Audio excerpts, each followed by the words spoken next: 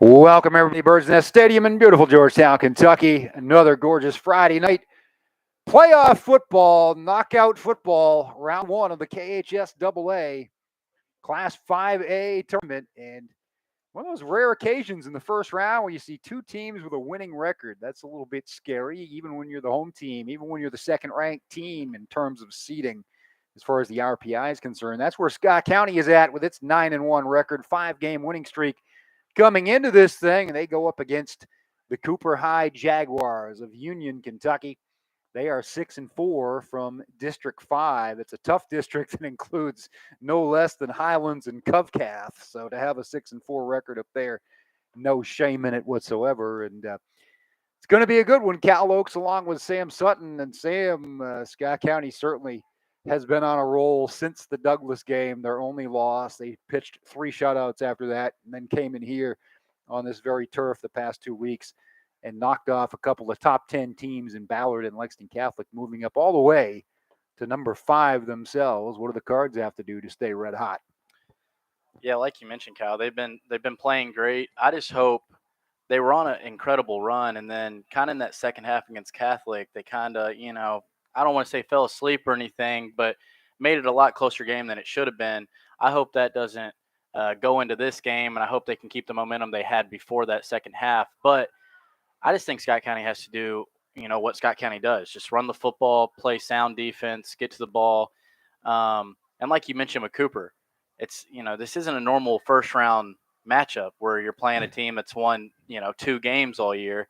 This team is ran well. It plays in a great conference and a great area. That Northern Kentucky football, they're prideful about their football. So this should be a great game, and hopefully Scott County can get the job done. Yeah, I think back to your years on this team when Scott County played Jeffersontown or Right. GRC in the first round, and clearly it was a one-sided running clock type game, and just had to get to that point. But there's a lot of unknowns here, and sometimes you got to be careful what you wish for. We all wanted that inter-district play. We all wanted to not have to deal with the likes of Frederick Douglass. We all wanted to not have a battle of the birds in round 1 and then a Frederick Douglass matchup in round 2. We got away from that, but we're matched up with a very tough district. After this Cooper game, the winner of this will likely play Highlands, and Highlands obviously no joke, especially on their turf up at Fort Thomas. It's an interesting environment. They've got the big jumbotron. The fans are right on top of the field on the visiting side, and then on the home side, they're right backed up against the wall of the school. So it's going to be a tough assignment next week if Scott County can get through tonight. Yeah, it's honestly a good thing that I think Scott County is playing, a very a sound, good team that they're playing tonight, because, I've been in their shoes where you play in that first round. It's kind of like, if, I'm going to play a quarter and then we're going to get subbed out, and, maybe I don't have to go full out or whatever. I don't think any of those guys have that doubt right now, because like you mentioned, they really don't know what to think or what to see. And so I think they'll have that momentum going into this game, and play as hard as they possibly can, when normally in these first round games that, you kind of have it in the back of your head that you don't have to. Like you mentioned with Highlands, I've played there, you've been there. It's an incredible environment. So if Scott County can get through this game, that's not going to be some easy matchup at all, because it is very difficult to play there. Even when Highlands is down, it's very hard to beat them on their own field, and they're not down this year. Now, when you talk about momentum, and I believe in it, there's some people that say it's just one of those creations, those things that we talk about. But clearly, Scott County established some at the end of the year. Coach McKee loves to have that bye week in week 11. He hasn't been able to have it these past couple of years, so he's beefed up the schedule. He's had those games against Ballard and Catholic at the end, and winning them at home kind of gave them certainly a running start going into this playoff. Yeah, of course. When you can beat teams at that caliber, it's got to give you nothing but momentum and nothing but excitement going into the playoffs. Because if you can beat teams like that, especially in 6A or the top team in 4A, gives you all the confidence in the world heading into the playoffs. Ladies and gentlemen, boys and girls, our national anthem will be right back after.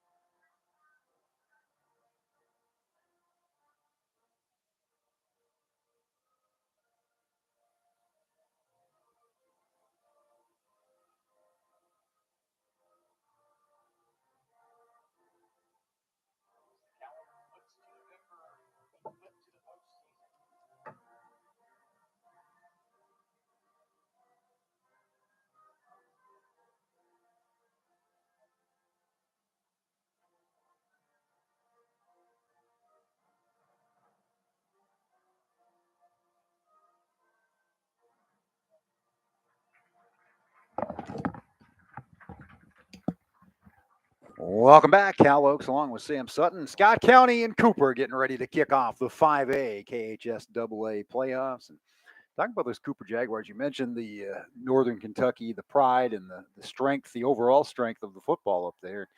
No common opponents as of yet between the two teams. Cooper knocked off Louisville Butler last week in their final game of the regular season. That was another one of those kind of crossover out of district games. Cooper did a good job taking care of that one. What I noticed about their roster, I don't know how much you were looking at it, but their playmakers are young. Their quarterback is a freshman, Cam O'Hara. He's accounted for about 60% of their offense. And the thing about a freshman quarterback is Scott County was in that position last year.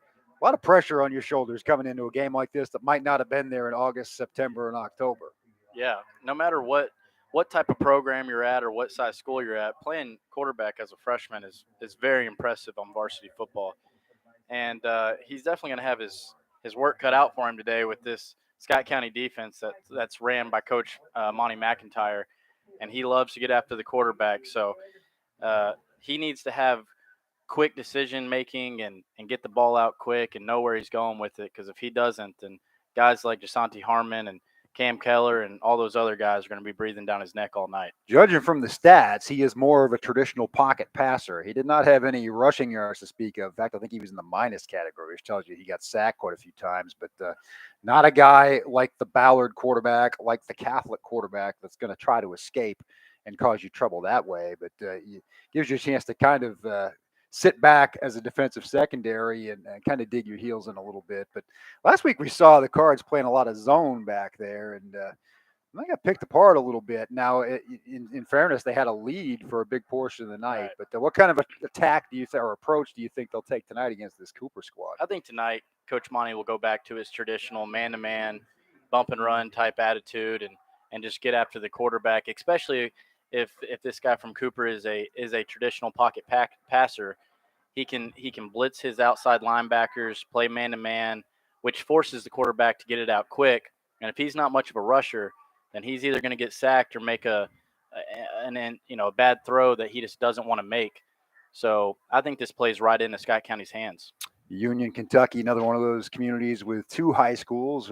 Cooper and Ryle share the territory up there, and we all know what that's like. We'll track the Great Crossing at Covington Catholic game as well, as that obviously relevant to the 5A chase as well. The winner of that one's probably got a date at Douglas next week, which Scott County, I know even back in week 6 or whenever it was, the Scott County played Great Crossing. Coach McKee was adamant that got to win this game.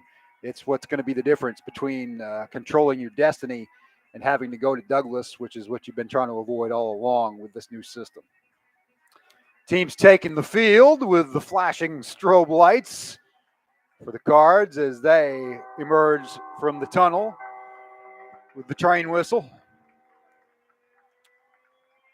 This defense, as we said, 3 shutouts back to back to back. And then they allowed only 1 touchdown to Ballard, 1 touchdown for most of the night against Catholic. And honestly, that game kind of turned on a couple of tip passes. Andrew Hickey didn't really throw it all that much. When he did, Catholic got some good pressure on him, made some contact at the line of scrimmage and gave themselves a chance to make some plays. But the way it's been leaning the past game and a half, I think you're going to see this Cardinal offense do what it does best, which is run the football. That 3-headed monster of Jacob Fryman, Thomas Fikert, who you saw for the coin flip as the sole captain tonight, and Ellis Hughley, they have accounted for about 1,800 yards and 23 touchdowns between them. Yeah, I think if you're Scott County, that second half against Lexington Catholic for the defensive side, I think you just kind of throw it away. That was just more of a Catholic, playing for their life, onside kick, getting it on, all throwing Hail Marys basically.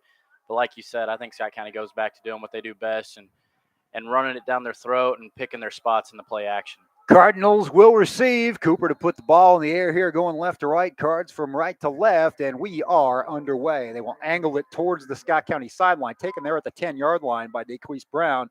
He will look right. He will go wide. He's still going around the corner to the 25, cuts it back inside almost to the 30, where he's taken down there, and the Cards will go to work making the play for Cooper. Number 4, Austin Alexander, 6'4", 224-pound sophomore, good-looking athlete there. as we said, a lot of young Jaguars probably getting their first taste of varsity playoff football. We'll see how they handle it against a pretty experienced Scott County team. All the playmakers on offense are still underclassmen, but a lot of these guys were already in the lineup last year for a 5-5 regular season. They had the playoff win over Great Crossing here 1 year ago tonight. Andrew Hickey under center. Straight ahead. Nope.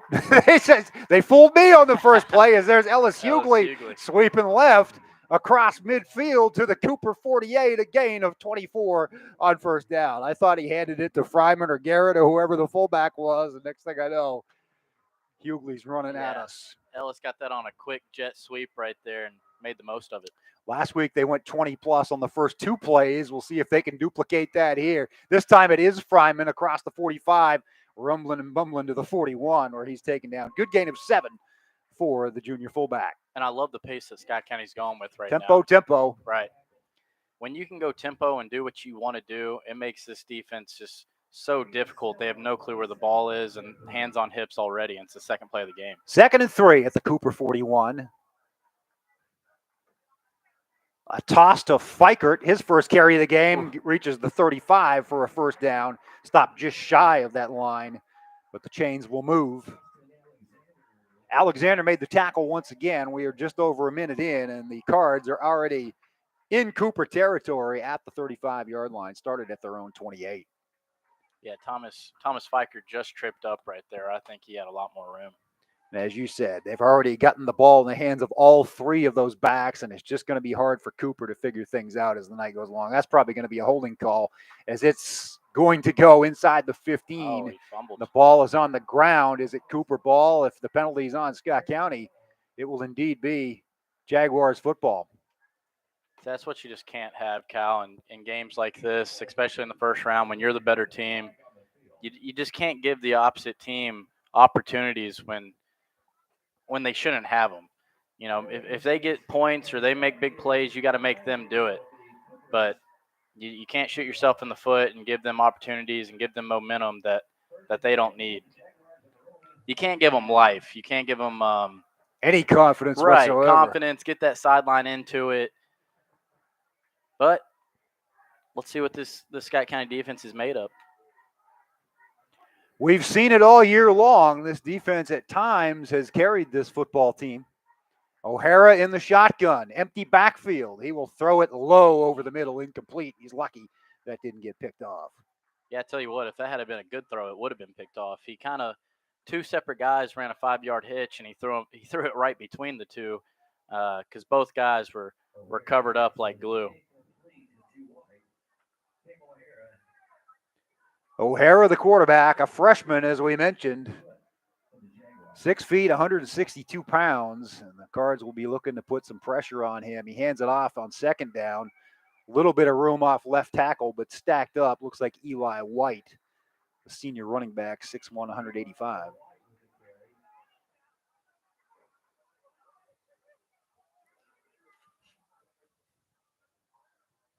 Let's see if Cooper gets creative here on this 3rd down, or they just try to, kind of play not to lose. Maybe just throw about a 6-yard hitch right here and get a quick first down on this aggressive defense.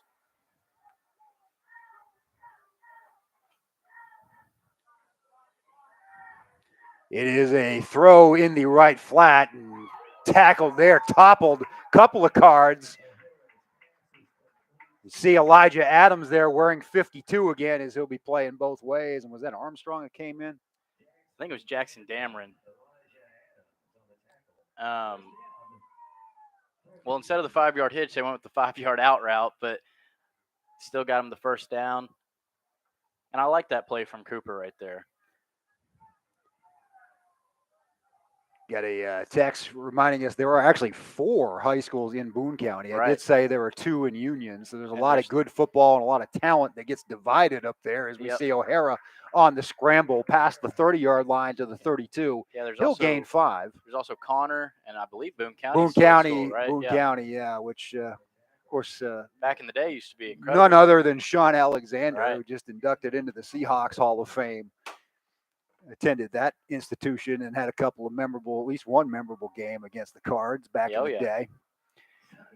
2nd and 5 at the 32 as the previous pass play gained the first down despite the hard hit. The 2004 game. Little toss to White, left side, had some room to the 35, pushes forward. Second effort gets him the first down. He is still dragging Cards to about the 39 before he gets stopped. That sideline's fired up. It's exactly what I was talking about. You talk about the energy, and they all it takes is one little turn of events there. And Coach McKee alluded to it last week. Talked about taking that picture after the game that ended the regular season. Said, "Look, I've been in this situation. No matter how much of a favorite you are, one little play goes this way, one little play goes that way. Your season's over before you even have time to think about it." It's a game of momentum. 1st and 10 at the 40. They gave him a lot of forward progress there. This drive started at the 15 for the Jags. 8:35 to play. First quarter, no score. Handoff, and there will be a flag. I think that one's going to back up. Cam Keller got in the backfield pretty quick-like. Yeah, Cam Keller does a good job of getting those holds. Moving that 300-pound-plus physique of his around. Because what happens in high school, he's so strong that he just bullies offensive linemen into the backfield, and they don't know what to do other than tackle him.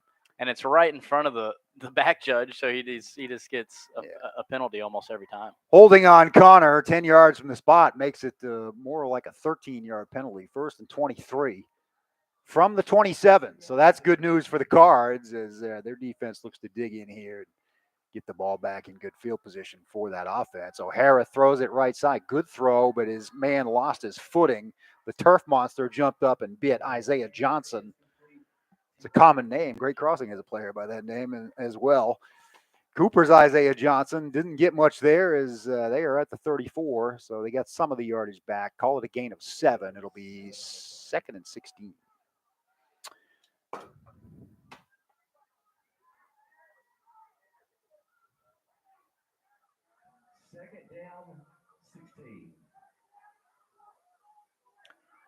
Cooper Jaguars under center now is O'Hara, so this offense is going to give you some different looks as the night goes along. That was a handoff to White, and the Cards read that beautifully. It's a good tackle by Buddy Collins on the outside. Got some help from Jacob Blair as well. He didn't have a man out there, so he came up and run defense and stopped him right in his tracks. 3rd and a big chunk. Covcath is on the board up in that game. 6:07 to play in the first quarter, 6-0. I'll be interested to see right here if, with such a long distance, if Coach Monty goes man-to-man or into a cover 4 look. 3rd and 13 from 37. Cooper's got to get to midfield. Looks like they're going to go man-to-man here. In the shotgun once again. Cooper with a screen. Good slant and still on his feet and still going at the 40, the 30. It's a foot race. I don't think they can catch him. That's a touchdown for the Jaguars, 63 yards. Just like that. That was a great play call there by Cooper. Saw Scott County come in on 3rd and long and just hit him with a quick wide receiver screen. And little sluggo route there and went to the house. With 6:51 to play, Cooper's on the board first.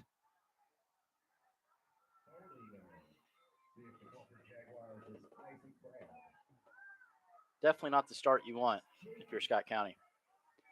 No, behind the 8 ball. The only good news is that their offense was moving the ball at will. That's right. So you got that going for you, which is nice, but you're down 7-0, which I don't think is what anybody expected and certainly not what anybody wanted here early. Yeah, this is what I was hoping they didn't have coming out of that second half against Catholic.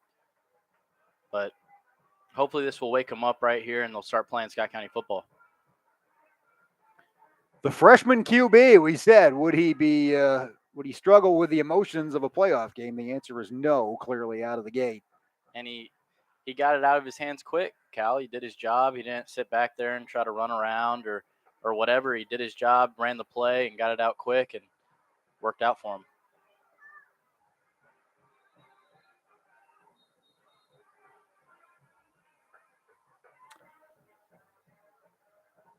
Jaguars coming in here, nothing to lose, and right now they have jumped on top of the Scott County Cardinals 7-0. 6:51 to play first quarter. Cal Oaks along with Sam Sutton. Round 1 of the 5A playoffs. And the draw better than it was. Not involving Douglas right off the bat, but certainly a tough road. This one obviously is going to be a tough one tonight. Yeah, and these 5A playoffs, they're going to be tough no matter what. Ball bouncing dangerously. You got to get on it. And it went in the end zone. Thank goodness. Cooper just angled that kick, and it died or threatened to die down there in the corner on about the 1 yard line. I think that. And finally, Logan Jones picked it up a little too late.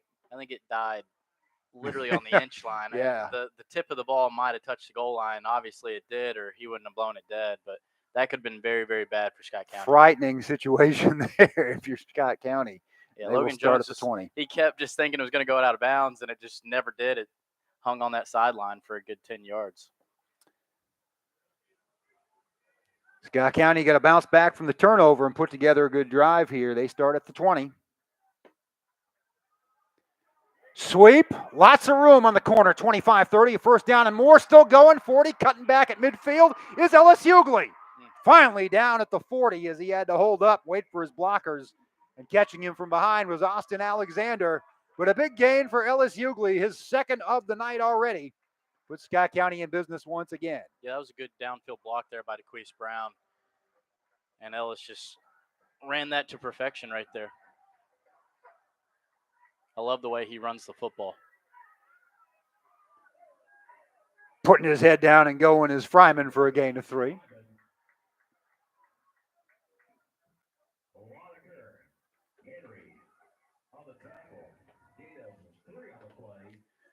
Second and 7 at the Cooper 37. Jaguars surprise 7-0 leaders here out of the gate, but the Cards drove the ball before a fumble last time and are on the move again.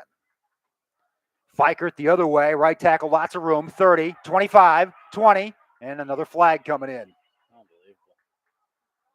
Part of that's going to come back. We'll see where the flag was thrown. It flew a long way in the other direction. It'll be 10 yards from the spot, I would think. It is holding on Scott Negating County. A good gain by Thomas Fikert. He was inside the 20 once again. Yeah, that flag didn't come from where it normally comes in the backfield. Way on this other side of the field on the Scott County sideline.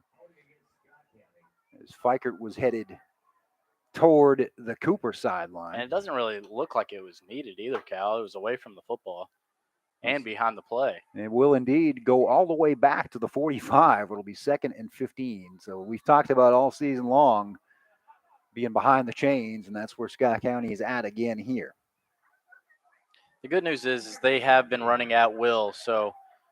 That is for sure. I must have almost 100 yards in this one. Nothing to show for it on the scoreboard yet. Just keep doing what you do. Here's another sweep. Hughley, 35, 30, 25, 20. It's a first down and inside the red zone. Ellis Hughley, he's pushing the century mark already with 5:24 to play in the first quarter. And if they're going to keep giving Scott County the edges, they're just going to keep running that. And what happens is if they start spreading guys out, then you feed Jacob Fryman, and he won't be stoppable either. Gain of 27. That puts Hughley up to 90 yards by my count on 3 carries. Fryman, straight ahead, not much there. He gets stacked up at the 16, gain of a couple. Yeah, that was a great play by Jack Lonemaker of Cooper there on the defensive end.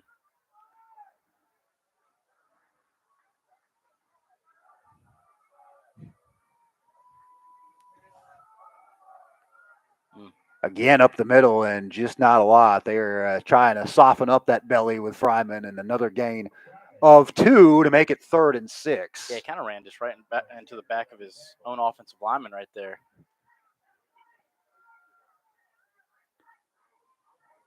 I'd expect a counter here to Fikert. No. They will run the sweep to Hughley, and Cooper was all over it. On that one. Loss of 2 and a big tackle for loss by Otto Manford. Listed at 5'11", 130. And he had some help. Back to the 17. It's 4th and a long 8. And it is 4-down territory. It'll run Fikert. Big hole, untouched.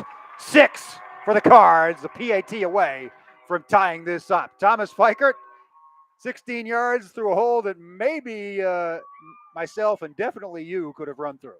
That was the play I thought they were going to run on third down, and they came right back to it on fourth down. And like you mentioned, you could have ran a semi through that hole right there. They set it up going twice up the middle, and they took a loss on the Hughley play, and it was ripe for the picking there for Thomas Fikert as Ian Stanley will attempt the PAT. Good snap, good hold, good kick. We are tied at 7 with 3:53 to play. Yeah, great response right there by Scott County's offense, and that's the way you gotta attack right there. Just keep doing you, keep running the ball down their throat right there, and good things will happen. Now this defense just has to come back and redeem themselves also. 4th and 8, and then he goes 16 to take it to the house to tie it, does Thomas Fikert.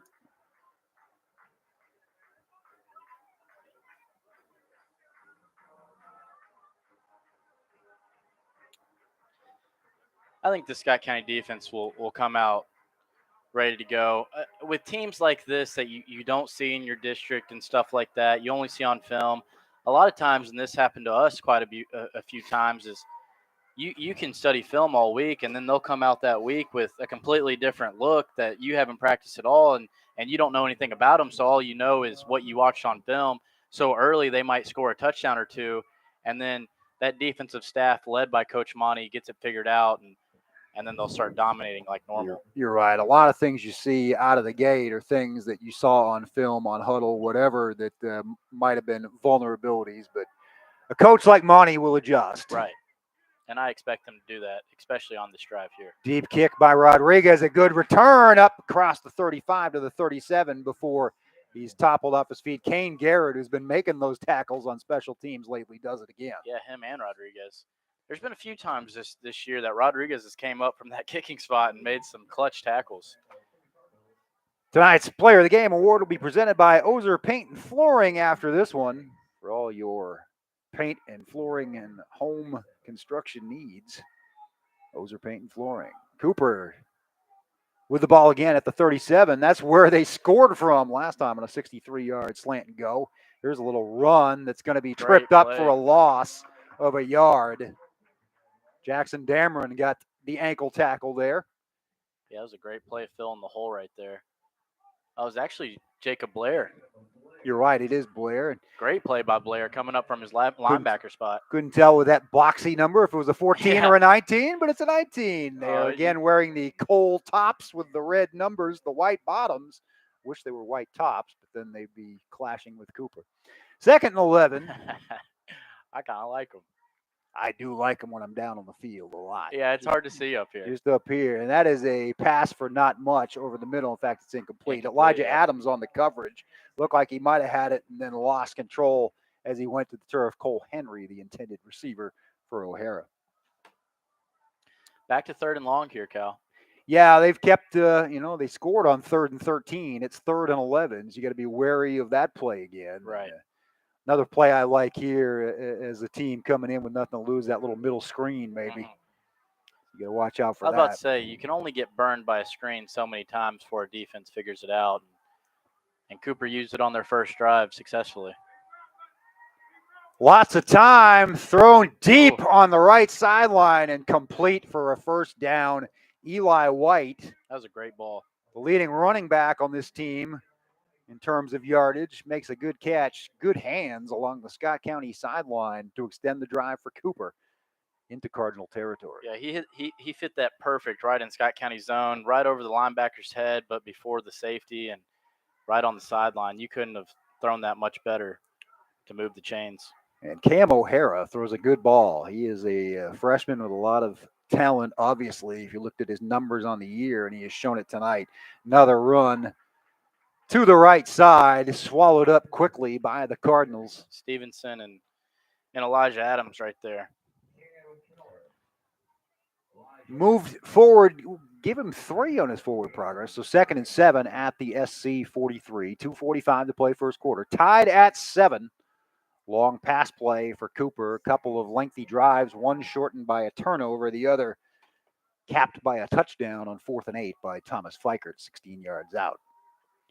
O'Hara rolls a little bit to his left, finds the open man in the left flat for another first down, pushed out of bounds at the 34. Man. Isaiah Johnson once again on the catch. So that's a freshman hitting a sophomore. This quarterback's really impressed me right now, Cal. I'll tell you what, he's got command of this right. offense. I was about to say, he's running this offense exactly how their coach wants it ran, and he's making great decisions and putting balls right between the numbers. As we said, it's a little different than Ballard or Catholic. He's just going to move around a little bit in the pocket and throw. Here's a run for White.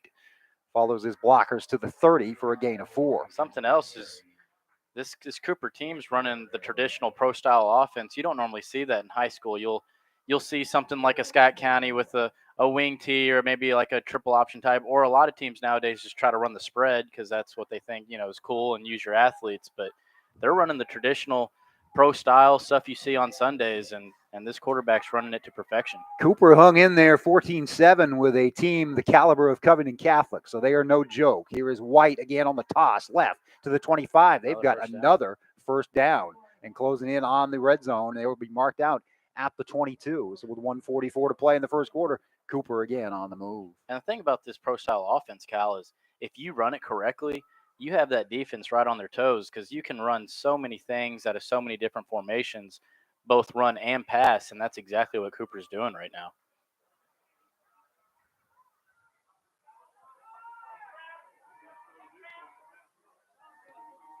O'Hara, empty backfield in the shotgun. Throws to the right side again. That is complete this time to his tight end, Jack Loneker, a junior, 6 foot, 225, big target for a gain of 4, 2nd and 6. And now a timeout for Monty McIntyre and the Scott County defense. I think so. Because they've ran that same 5-and-out play several times, and he's been wide open every single time. I don't know if that's something they can see on film, real quick and get that adjusted, but he has definitely been open because they're hitting them with so many different things. A lot of teams try to just run the same few plays, or let's just run verticals and use our athletes. One play they're running downhill on a power O, and then the next they're coming out with a screen pass, and it's let's hit a guy on a vertical, and they're just all over the place. It really looks, obviously not to the caliber, but stuff you watch on a Sunday. Cooper, no respecter of persons. They don't care about Scott County's ranking, which is 5th or 6th in the state, regardless of class. They have played Highlands. They have played Covcath. They have played Ryle. All right. And on it goes. And another team we didn't even mention because they're not in our class or whatever, but Beechwood's up in Northern Kentucky, and they're the best in 2A. So Northern Kentucky football, they know what they're doing. Toss, White. Lots of room on that left side. Again, he is close to the marker before he's pushed out of bounds. That edge just isn't being set over there, Cal. The corner has to force him in there and let the inside backers get through the hole. And right now it's just not happening. He's getting to that edge almost every single time for, a good chunk play. Chains move again to the 11. Cooper can get a first down without the touchdown. Clock stops on the run to the 12th man with 1:22 to play. Cooper getting down the field in chunks. And I can tell you what, Coach Monty hates nothing more than letting the sideline be eaten up and not keeping contained. O'Hara with White, the lone setback. He will keep it. We said he doesn't run much, but he's inside the 10, pushed out of bounds at the 7. Yeah, just running power quarterback out there to the left side.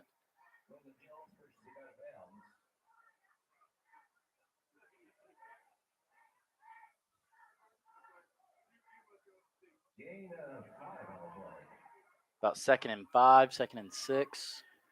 At the 6, 2nd and 5. They need to get to the 1 for a first down. Scott County needs a negative play right here. Under center again is O'Hara. He'll fake. He will keep it, and he will walk in.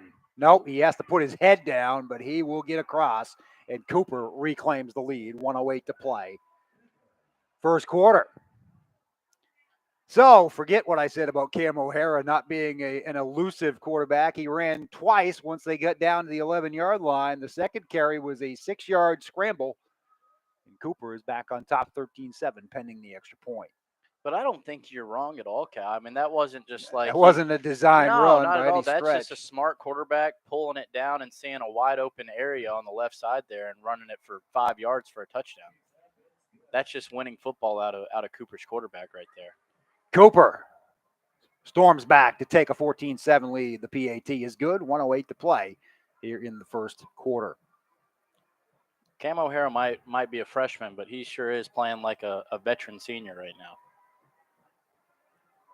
And if you don't think Cooper cares about this game, when was the last time you saw a band here? Yeah, from a road team. Right. No, certainly Lexington schools don't do that. Not just a road team, but all the way up in Northern Kentucky. So, I mean, I think they got a better crowd over there than almost any crowd we've had all year. So, we try to tell everyone, before the game that just because this is the team Scott County's playing in the first round here doesn't mean they're, some terrible team that just got in the playoffs because almost everyone gets in the playoffs. This team plays in an incredible conference and district, and they know how to play football, and they've come out ready to play and punch Scott County in the mouth so far. So we will see what kind of response Scott County has. Again, the good news, if you're a Scott County fan, is that defense has not been able to figure out the wing T. They have moved down the field at will both times. Turnover cut it short the first time. They did get put them in a 4th and long at the end of that last drive. Daquise Brown at the 10. He will again go to the right side, 25, 30. He's got a lane.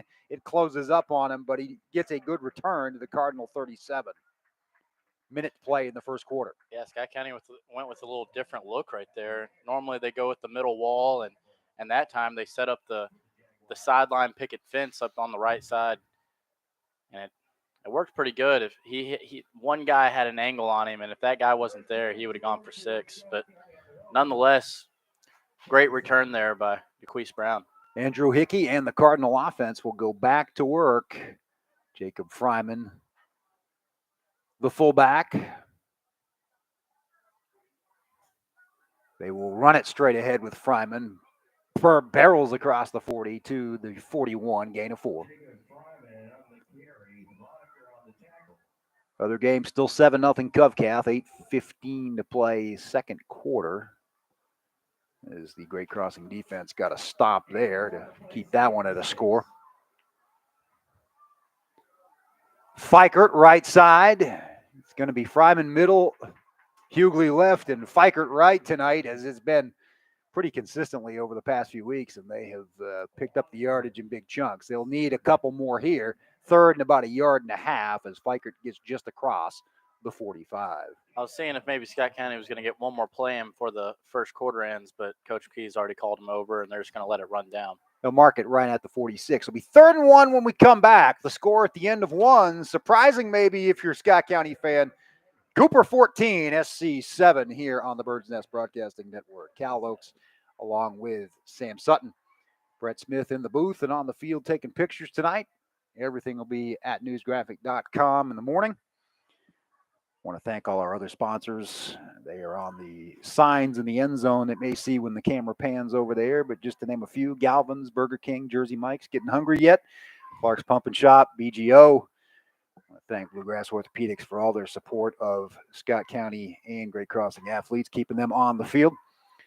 DMK CPA, Kroger Hometown Pickup, West Banco, Ozer Paint and Flooring. We mentioned tonight's player of the game sponsor, Hoghead Trailer Sales. Domino's Pizza, Chick-fil-A, under construction, coming back soon. Can't wait. Scott County Veterinary Clinic, and many, many more.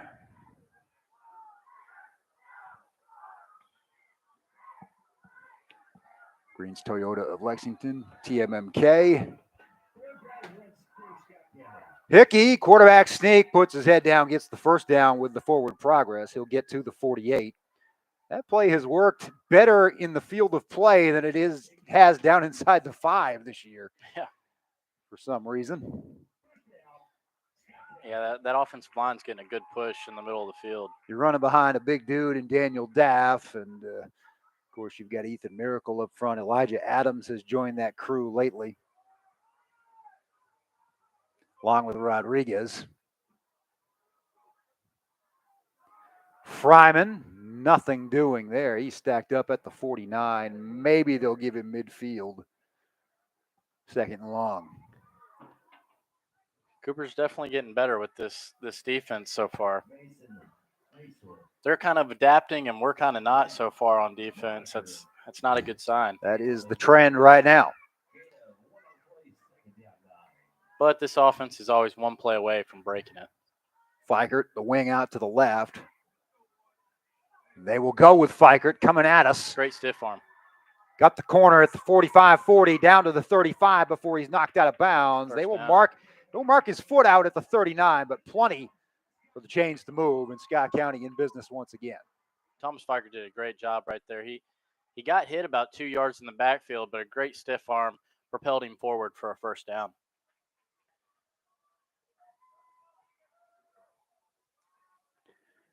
First and 10 at the Cooper 39, 10:56 to play in the half. Scott County trailing 14-7.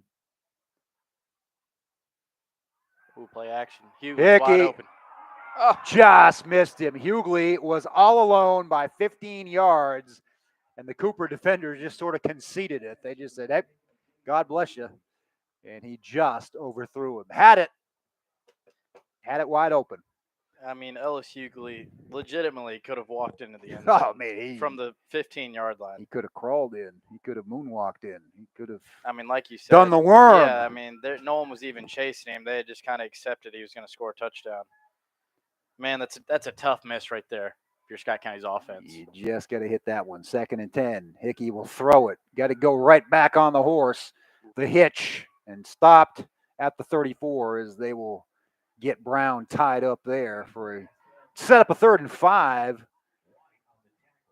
Thought maybe they were going to pitch it off of that play. Save that one for later if it's needed, I guess. It was open, but that's more of a we got to score quick type play. Just want to get your quarterback some confidence after missing that last row. I like that call for Jim McKee. Right. 3rd and 5 at the 34. They will go tempo quickly.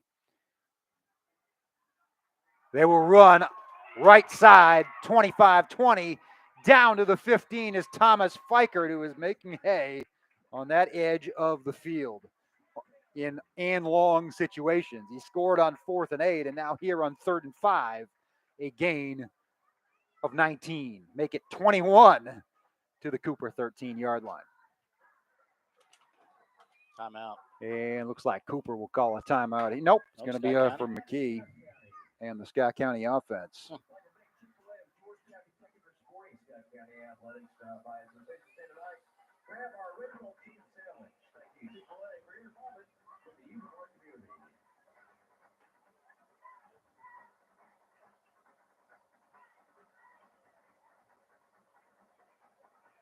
So Fikert with 2 long runs on this series. Hughley had him early. Lots of yards, but not a lot of points yet. Scott County trailing 14-7 with 10:10 to play here in the first half.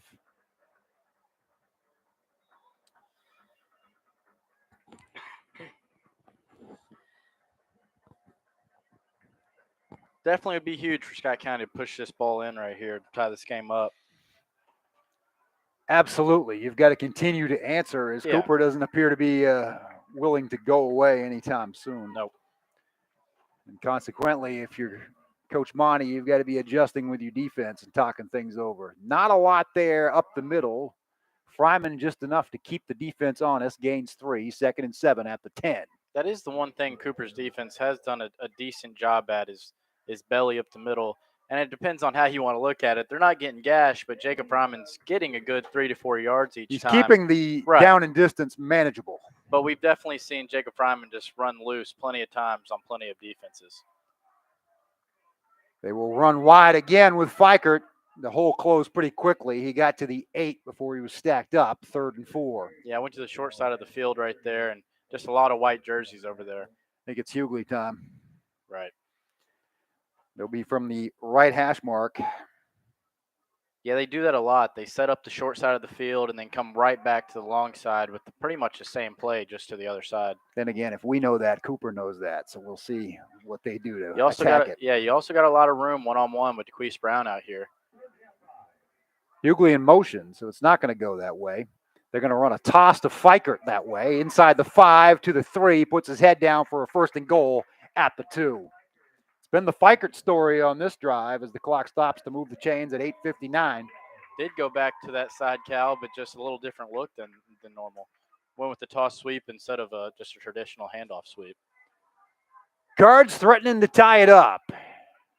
1st and goal from the 2. Fryman untouched. Extra point away from 14 all with 8:42 to play.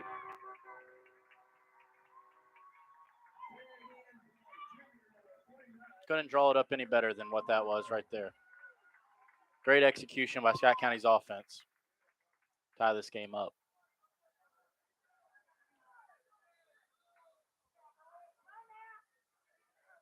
Ian Stanley will try for the equalizer. Lilly to hold. It's up, and it's good. 14 apiece at the 8:42 mark.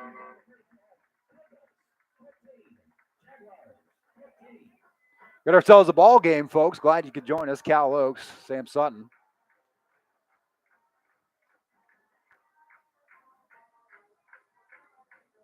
We'll have all the home games for as long as it goes. Potentially, we're not going to say much more about it as to not jinx it, but weeks 3 and 4 could potentially be here at the Bird's Nest as well. If Scott County's alive, they will be here at the Bird's Nest. Winner of this one will face the winner of Highlands and Montgomery County, likely to be up in Fort Thomas. I think it's fair to say.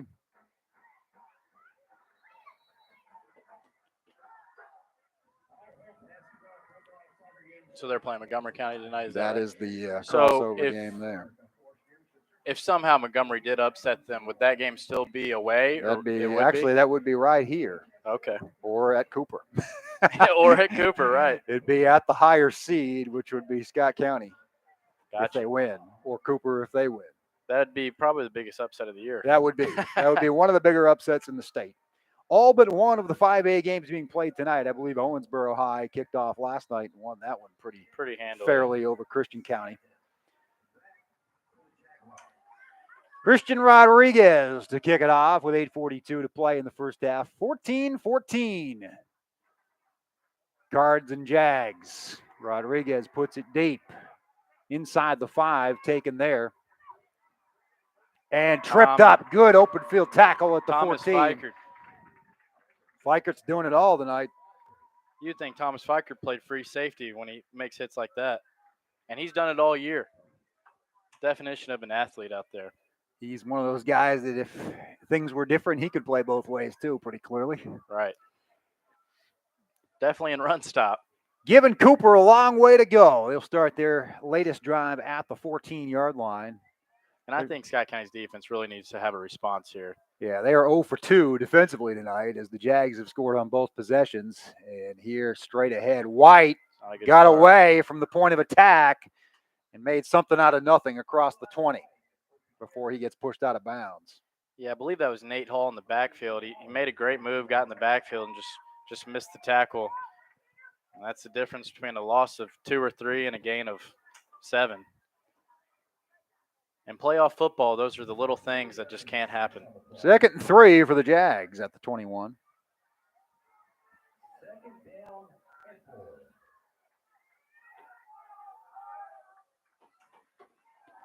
Cam O'Hara, he has thrown for a touchdown and rushed for one.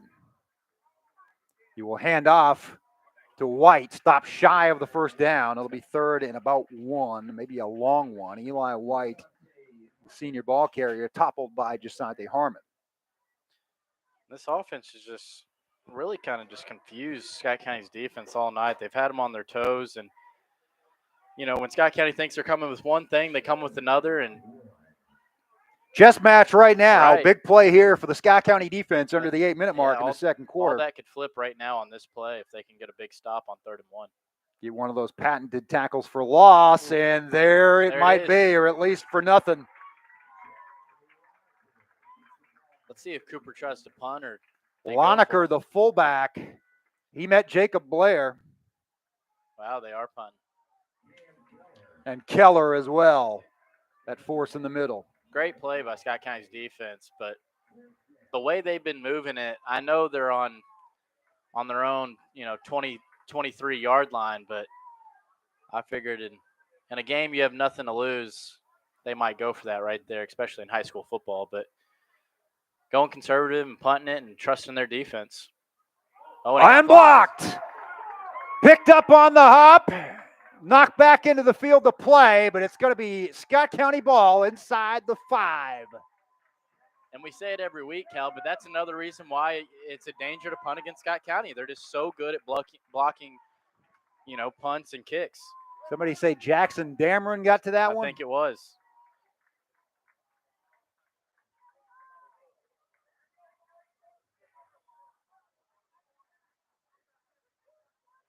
Usually it is Valencia or Garner.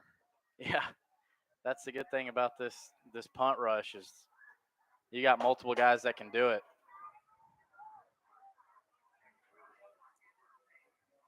Ball is marked at the 4. 4 chances to take the lead for the first time tonight.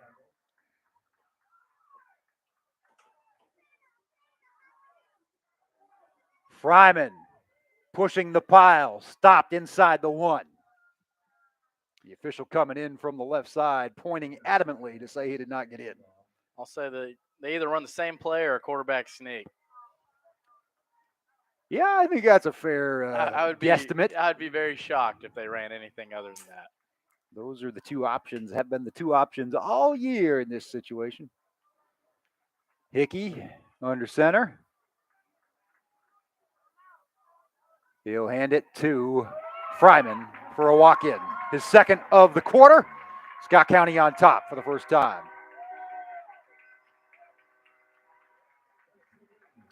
And as a opposing team and underdog, that's how things get away from you. You've been so competitive all game, a tie game actually, and you're hanging right in it, and then you get a punt blocked, and Scott County scores in 2 plays later, and that's how things can get away from you very quick. That's another reason why I thought they might go for it right there, but nonetheless, Scott County's up 21-14.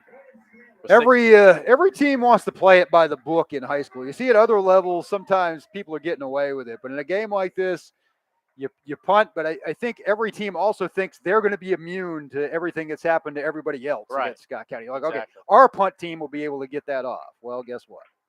Yeah, it really wasn't even close. Jackson Damer came straight through the middle and no one touched it. Yeah, usually it comes from the edge. In this case, right up the middle. Yeah, he didn't even dive swatted. for it. He just kind of put his hands out and blocked it.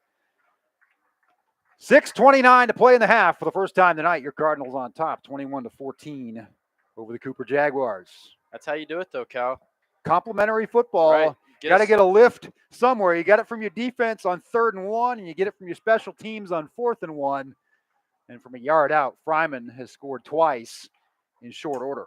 Yeah, that's winning all 3 phases of the game right there. You get a huge stop on 3rd down on defense. You block a punt on special teams. And then you just run it in for 6. I mean, that's the definition of winning all 3 phases of the game right there. And if you can win all 3 phases of the game consistently, you're not going to lose very many games. Basically on back-to-back plays. Right. You saw those 3 Pretty phases. much, yeah. And in 4 plays, you won 3 separate phases of the game. That's pretty incredible. Had Fryman been able to punch it in from the 4, it would have been on 3 consecutive plays. Kickoff from Rodriguez, going left to right on your screen or your dial. If you're listening to the audio, we thank you. Bonus football here on the Bird's Nest Broadcasting Network here in November, as we've come to expect from the Cardinals. Kick return out across the 25 to the 27. That's where Cooper will go back to work with 6:23 remaining in the second quarter. And as big as that stop was on that last drive, if you're Scott County's defense, you got to come out and get another stop right away. Kind of take their momentum completely out of the game. Because, if they go down and score right here, it's still a tie game. But if you can get another quick stop and then another quick drive for a touchdown, you're making Cooper feel completely different going into halftime. Garrett with another tackle on special teams. O'Hara in the shotgun. He will throw it. There's that out And again. it's his man slipped on the turf and could not get his fingers around that ball. Incomplete. Cole Henry, the intended receiver, once But again. he was open again, Cal. He sure was. They have run that play at least, half a dozen times At now? least. And he's been pretty much wide open every single time. Clearly something they've seen from watching and analyzing 10 games worth of video. Right. Yeah, Scott kind of needs to get that cleaned up here at halftime. Empty backfield again, and that screen is not going to work this time. Great play by Luke Valencia. Dameron came in as well. See on that. Blair. Sorry. Blair, yeah, on that on that first touchdown, they blocked it to perfection, and that released him out. But right there, Luke Valencia just shed the block immediately, and he was right there to make the tackle. There haven't been many TFLs tonight, but that was one for a loss of 1. 3rd and 11. And on plays like that, that defensive end or that edge guy is the main thing. If he can make the tackle, it's great for your defense. If he doesn't, a lot of time they're going to keep running for a touchdown. Cam O'Hara to throw it once more.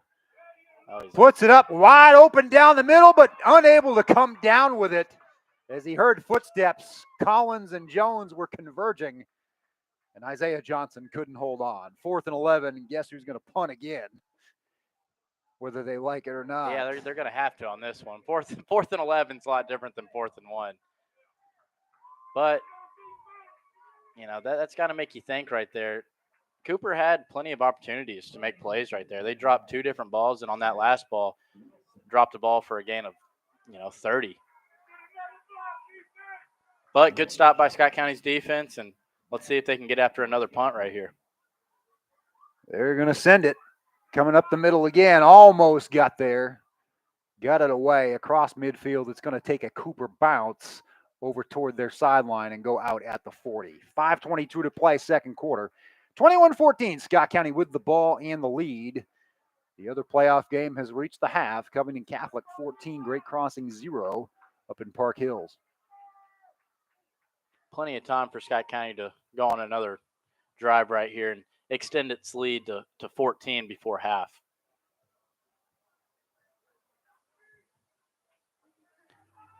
They have dominated in terms of yardage, certainly on the ground, as they have run the ball at will, but just only recently been able to finish drives. And, of course, that last one was just from the 4-yard line, got a big boost from the block punt. Good short field to work with here. Quick pass to Brown. Good gain of 7. Taken down. Had to be taken down there or he'd still be going. Number 64, Jake Harmeyer. Yeah, he made a great play right there. Linebacker, 182 pounds, but did a good job to get Brown by the leg and not let him get away for a 60-yard score. Odd number for a linebacker. It is. I thought it was a funny body type to be a lineman. Yeah, I was like, man, he got off that line quick to make that tackle. Play action, couple of fakes. Hickey sold him, finds Hughley, but Hughley can't get his fingertips around it. So not as open as last time, but still a catchable ball. Just couldn't bring it down. 3rd and 3. Yeah, both guys were open there, Cal. I thought maybe DeQuise Brown was more open, and he had a lot more space and field to work with that Hickey could have let him. Right there, he almost kind of had to thread the needle with the sideline to throw it to Hughley. Those are plays they might get away with not making tonight, but they've got to clean them up for future weeks. Exactly. Fryman pushes ahead across the 50. It'll be a first down for the Cards. That was a good, tough run for a first down there. What you need on 3rd and 3, give it to the man in the middle, Jacob Fryman. He has scored twice in this second quarter. Cards trying to get themselves a 2-score lead before the half. 4:30 to play. Hughley, left side. Lots of room. Through the hole. 30, 25. Cut back. See ya. Inside the 10. The 5. Breaks one more tackle and high steps into the end zone. 49-yard touchdown. Ellis Hughley. Yeah, great execution there by Scott County's offense. 2 lead blockers came out. One peeled the outside guy out. The next led to the middle linebacker. And then DeQuise Brown had a great block on the outside with his man. And there was no safety there left. And Ellis Hughley took care of the rest for a Scott County touchdown. 49 yards. Hughley well over 100 now on the night. Yeah, when Scott County goes out there in practice and runs offense against air, the scout team, that's exactly what it looks like right there. You couldn't have done it much better. Stanley's kick is up for the fourth time tonight. It's good, 28-14.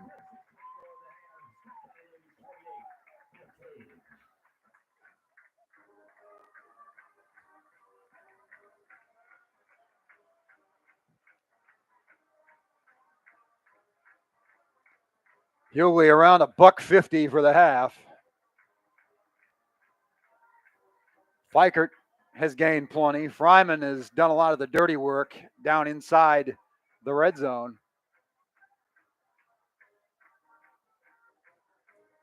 They're playing our song. Never gets old.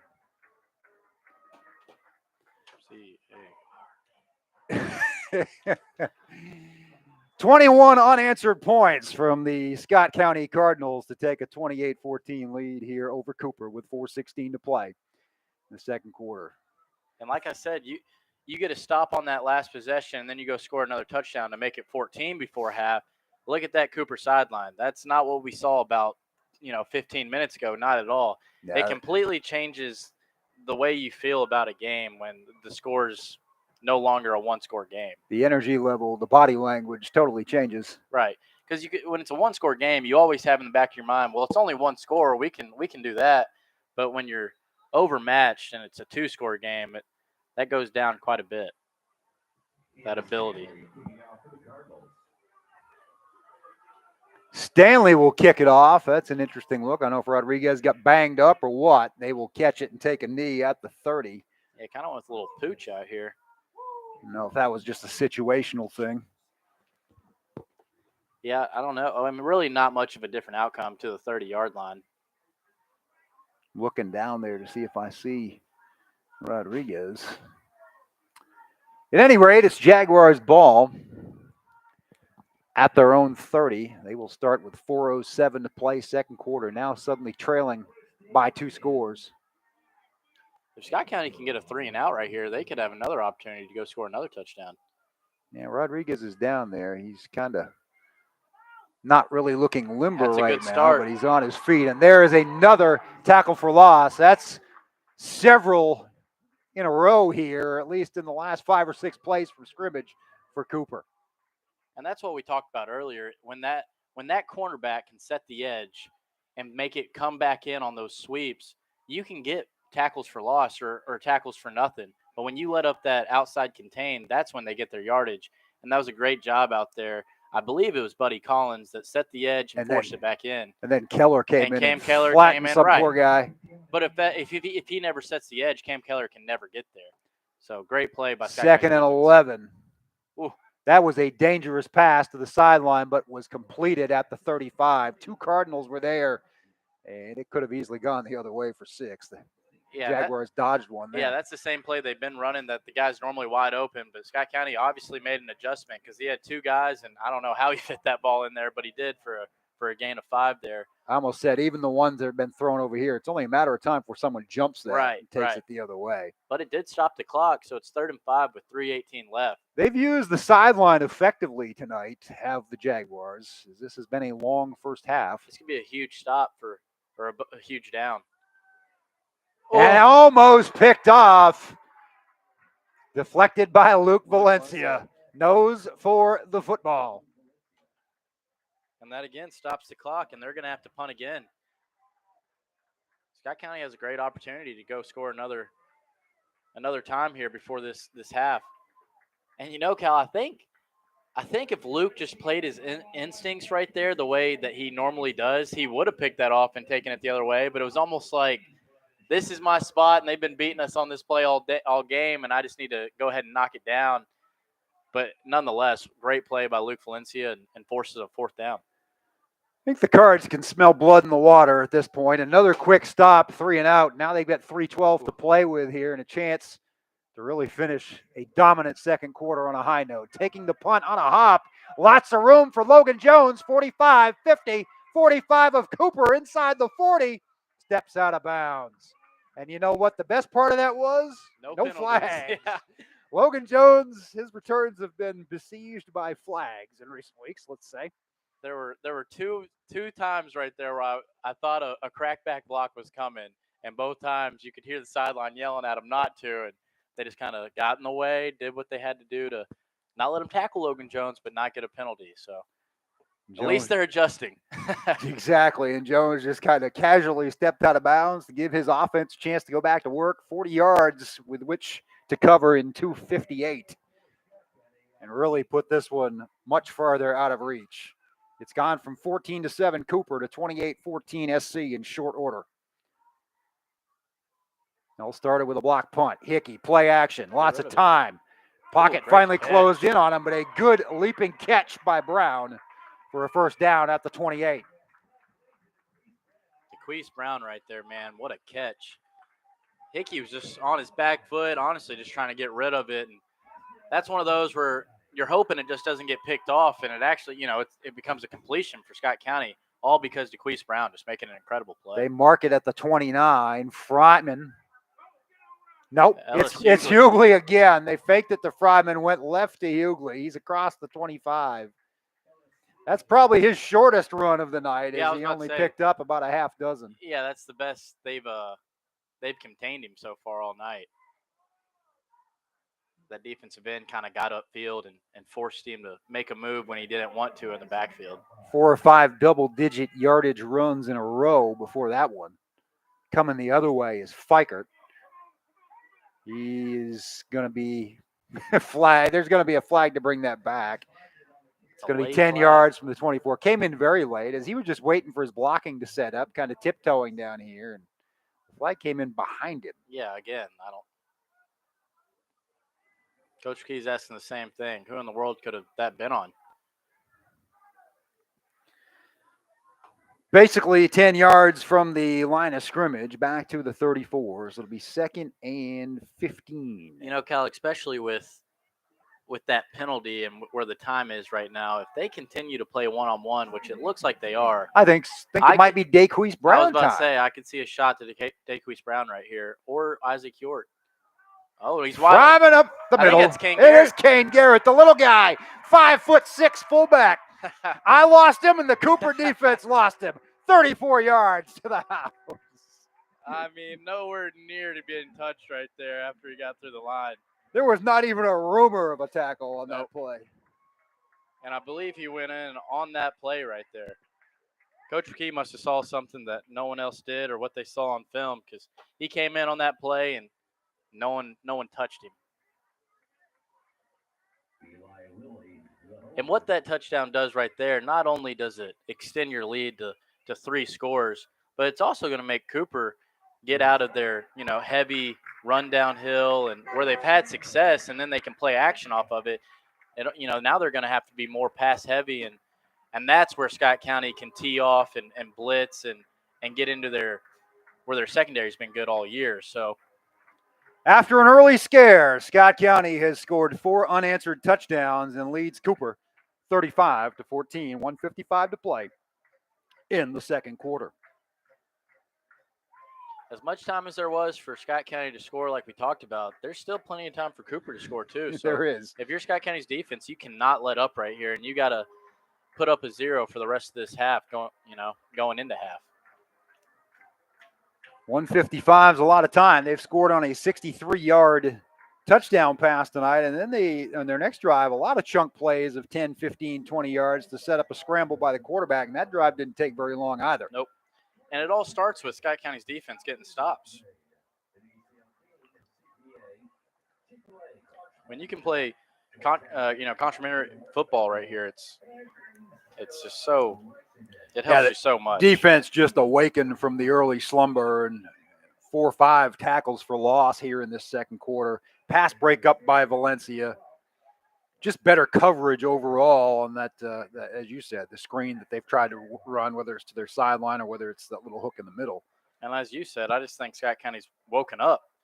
We talked about it early before the game of how sometimes you can walk through these first-round games, and Scott County realized real quick it ain't going to be a walk in the park. Kick it deep, and good coverage again. We'll stop it at the 20. That was another kickoff for Ian Stanley, so I don't know what the situation with Christian Rodriguez is. But they're still doing the job on special teams, are the Cards. They have pinned Cooper after all these touchdowns, and that's been part of the ingredient. That's one of the main ingredients, actually, is that Cooper's been working with a long field and we'll third see, and long, second and long. Right. We'll see how aggressive Cooper is right here going into the half. They'll receive the second half kickoff, and they'll be real conservative here in this first play. Stacked up for no gain is White.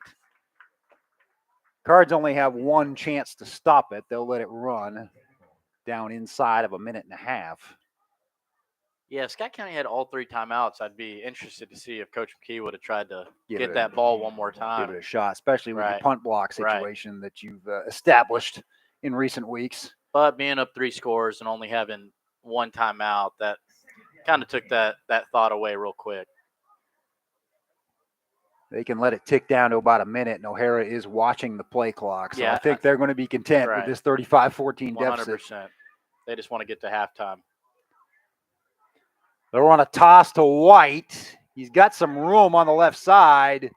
Finally stringing it out is Logan Jones and taking him down. Good tackle there. They didn't give him his forward progress. They mark it at the 23. The clock didn't stop. They just kept winding it. Stop it. They must have marked him down. They'll only have to run one more play. And then you could conceivably use a timeout and try to go for the block. Go for the block, right. You definitely could. If this game was closer, I guarantee you he would. I'm not sure if he'll do it under 3 times or being up 3 scores, but he definitely would if this was, 1-2 score game. They're going to let it run down and use one of their timeouts with 10.3 seconds remaining, will the Jaguars. So Scott County, in the space of 7 minutes, has gone from being down to being in full command of this one. 35-14, your score. Yeah, as we said, this offense is just one play away from busting it. They've done just that. Big chunk plays, and then when your special teams gives you an opportunity inside the 5 on, starting a drive, that obviously helps. And then once you get a big lead, it's just that defense just starts to feel like they can't just play normal defense. They almost have to, go for an interception or a fumble, and they get out of their lanes and they start arguing with each other. And that's when the opposing offense just really starts having success. Halftime, 10.3 seconds away. We'll try to get some out-of-town scores, namely that Highlands game, and we'll find out what else is going on in Kentucky high school football tonight as well. Huge, huge night, round 1 of the KHSAA playoffs. White spins, first down, and that will end the half. As the clock, will they call a timeout? No, they stop the clock for the chains to move. Right. We have reached halftime. Scott County puts up 28 in the second quarter and leads the Cooper Jaguars 35-14.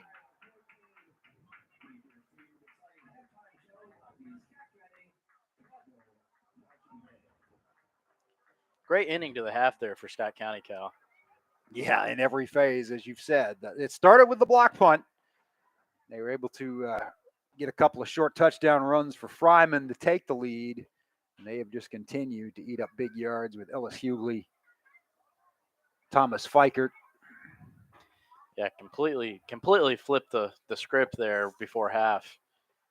About halfway through that second quarter, we didn't know what kind of game we were going to be in. And it went right back to what we thought we were going to get into before the game started in a quick amount of time. We will see about a Highlands score here if we can get a hold of one. 42-0 at halftime. So that one's running clock, and if this score holds up, it'll be Scott County at Highlands. Don't quote me, but I think I saw a start time of 6 p.m. next Friday night, as it is Veterans Day and no school, and very likely the case. At least the bracket I saw posted the other day from Scott County indicated such. So that wouldn't break my heart to Right. get that one over Get that with one a little early quicker. up there in the Cincinnati burbs.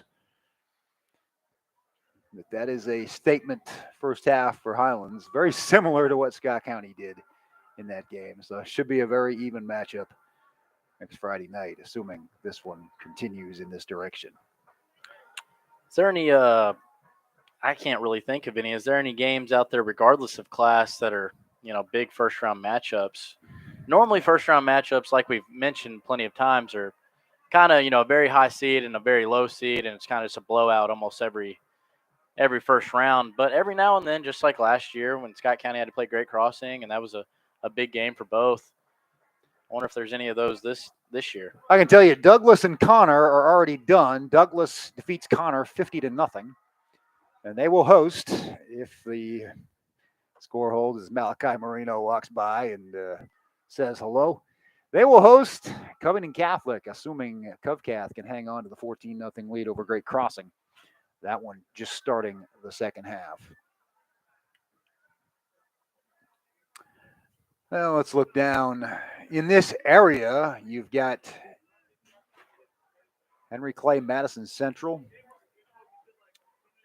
Oldham County, Dunbar, Okay. Scott and Lexcath, Scott High and Lexcath. Sayre and Harlan. I don't know if that's a good one or not. It's a 1A That's game. 1A football, baby. Chad Pennington's Sayre Spartans. They have built that program in a hurry. Whitley County is at Woodford County.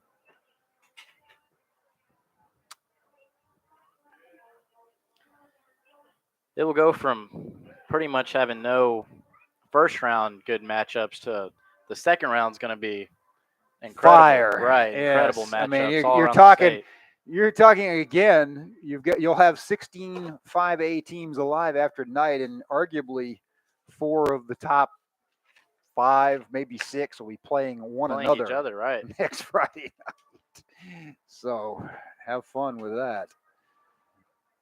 And more than likely planning to be at one of those myself, which right now looks like Scott County at Highlands. I'll definitely be there. That'll be the 6th meeting. I wish we had a way to do at least an this? audio stream Right. from up there. Maybe I'm sure we could. Maybe I can talk to somebody. We'll see. No promises. I don't know what their relationship is with NFHS or if they do their games on there. Hopefully there'll be a stream option for Scott County fans that can't make it. That is a tough drive at rush hour on a Friday if you're unless you're getting out of work early. Yeah, I'm sure we could figure something out, especially with a program like Highlands. One, I'm sure they have their own option, but also, they have a nice press box, and I'm sure there's some room up there. Beautiful for us. Facility. I think we could figure something out to where we can bring the game to you guys that can't make it up to Northern Kentucky for what should be an incredible game. And that's obviously if Scott County holds on here. I don't want to jinx anything, but certainly it is trending in that direction. But right, Cooper just has not been able. I mean, you look, a turnover kind of foiled them out of the gate, or it would be 42-14, or maybe even 42-7. Right. That kind of really set Scott County back for a while, but they have turned this thing around. But Scott County, they can't do what they did last week, Cal. They had a nice lead, and I don't want to say kind of went asleep, but they almost kind of took their foot off the gas and let Catholic back into it. They can't do that tonight. They need to keep that momentum riding into next week and have a convincing win here tonight. Nothing against Cooper, but certainly a very good Lexington Catholic team. Definitely a top 10 caliber team. That was part of the reason for that, is it was a tough assignment. Yeah, we'll take it. Thank you. Going to get some stats here momentarily. I was about to ask you. We haven't had those last. Well, couple weeks. my man Steve McLean has not been here the past couple of weeks, as he is usually doing the Scott County stats, but last week didn't get any until after the game. But I'm going to tell you, Ellis Hughley's up around 150 yards of rushing. He's been the primary offender. The guys who've done the dirty work have been Fryman, Garrett, Fikert as far as running it in, but Hughley did have one long touchdown run. Ryle leads Eastern 21-6. I don't know. That was an hour ago, so they're way out in front of that one. Just scrolling my Twitter here. It's a big week as we have reached the overlapping of seasons. Meet the Cards. Basketball is Tuesday night after the polls close. After you go and do your civic duty around after work, 6 o'clock, around the same time they'll be tipping off at the Scott County Gym. Chance to see the boys and girls, all levels, freshman, JV, varsity. I believe Royal Spring will be in action as well. Yeah, go check out Coach Glenn's boys basketball and Coach Helton's girls. You know, a lot of great tradition on both sides of that, and they try to continue that, and I have great respect for both of them, and you know, I wish nothing but the best for them. So go out there and support them as well as you support the rest of your Scott County athletics. For sure. Tuesday night, free admission to that, so make sure you check that out. Yeah, I have a good relationship with Coach Helton, but I can't explain how great it's been with Coach Glenn pretty much my whole life. Just a great man and a great mentor and a great basketball coach. So if you have a young one out there in the county trying to play some basketball, he's a great one to go play for. Two really good dudes, and Coach Helton's son Colton is he's a rising star, right. I believe in 8th grade now. Boy, you watch him; he's a multi-sport guy. He's about as tall as his dad, for one thing. Yeah, Coach Helton and Tara, his wife, they're great people as well. And what do we got for you? All right, 145. I was close there. What's the total? 301 on the ground for Scott County. 29 carries, 301 yards. I can do the math there. That's 10 yards plus a pop. Total yardage 324 to 186. I might even take a picture of that. Let the people, let the people digest that. That's some good numbers right there. Could have had some good passing numbers if it was about a yard shorter to LSU. We will give you the scoring summary here momentarily, as that's included as well. Scott County leads 35-14.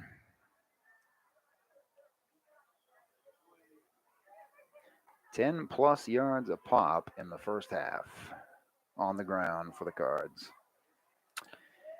Cooper jumped out front, however. Cole Henry, that little slant and go, screen and go, whatever you want to call it, 63 yards from Cam O'Hara, the Carson Taylor PAT, capped an 8-play, 85-yard drive that came after a lost fumble on Scott County's opening series. 7-0 Jags, 6:51 to play in the first quarter.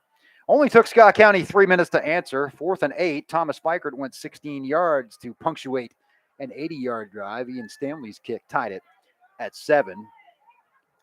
Jags bounced right back. Cam O'Hara, another 11-play, 63-yard drive. We saw his feet at the end of that one. Couple of runs. The second one, 6 yards into the end zone on a scramble. With 1:08 remaining in the first quarter, Cooper led 14-7. Been all Scott County since. They scored 4 touchdowns in a span of under 7 minutes. Fryman with rushes of 2 and 1 yard. First drive was 12 plays, 63 yards. The second one, after a blocked punt, put the Cards in front. 21-14. Stanley kicked both extra points. Ellis Hughley, 49 yards, and Kane Garrett, 34 yards. Yeah, we were to the hizzy. Right, we were giving great credit to Cam O'Hara, and I can think of at least 3 or 4 drops that would have given him plenty of more yards, and he's 8 of 13 tonight for 112 yards and a touchdown.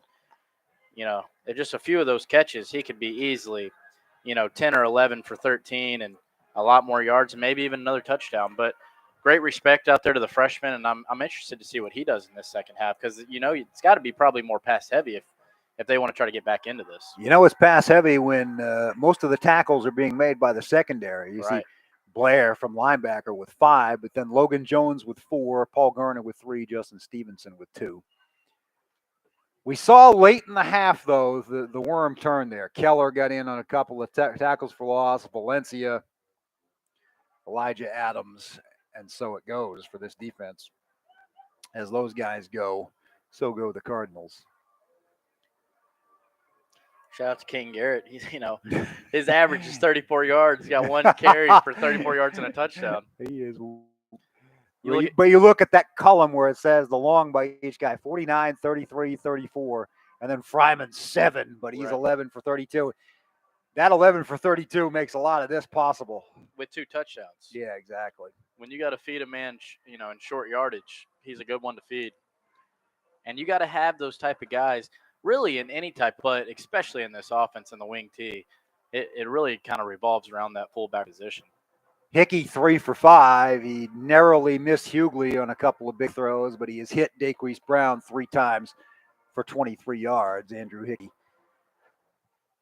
has managed this offense well all season long, as he's around 900 yards for the season. Only had 1 interception going into last week, as we said, a couple of tip balls by Catholic. But this is an offense that can hurt you in so many ways when they lull you to sleep, especially for these teams that maybe haven't seen them as much. And that may bode well going up the Highlands next week as well. Yeah, and if Scott County wants to make it far in these playoffs, Hickey's only going to have so many opportunities per game, but he has to make those opportunities count in every single situation because, like we just saw with Ellis Hughley, in a very tight game, that's the difference in a win or a loss. But I mean, obviously Hickey's made some incredible throws all year, and he'll bounce back from that. He barely missed him, but in a close game, those are the kind of throws that he has to make, and I think he will make. But when you only get, maybe a handful of opportunities each game to throw the football, you got to make them count, especially against great defenses that Scott County is going to end up facing. Yeah, it's only going to get tougher. I mean, you got Highlands next week. Again, everything will be reset according to RPI with 1 versus 8 and 2 versus 7. So if Scott County is fortunate enough to get through this one and get through that one next week, they would play the 7th best of the 8 remaining teams here in the 3rd round. And that's still going to be a very, very good football team. Could potentially be someone, the ilk of a Warren County team or someone of that nature. So the thing I love about Hickey is he just has that calm demeanor and confidence. And as we mentioned before, and most people know, he comes from such an incredible family and 2 older brothers that keep him in check. And his dad's a great man. And all the confidence in the world in him. And all he's done is gotten better over these last 2 years. And he continues to get better. And he's definitely not a kid that if he makes a mistake, he's going to fall apart. He's going to come right back and make an even better play the next down. So I have complete confidence in him to lead this offense and lead this team going into the playoffs.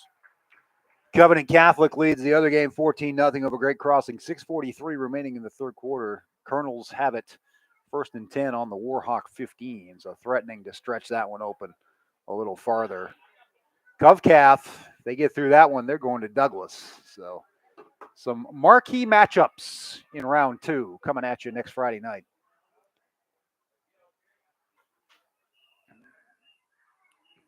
Looks like we got half the county out here with kids playing two-hand touch football. This is you love to see that. I definitely used to be that kid out there, so it's great to see. Is it Somerset High School that has the turf field that has the little field for the kids behind the end zone? I think that's awesome. The Briar Jumpers. Yeah, that's awesome. They put it in the turf, a year or 2 ago? Yeah, it's kind of a purple and yellow right configuration. Behind the goalpost, they put in a little mini field. Little mini field for all the young kids to play on a Friday night. That's awesome.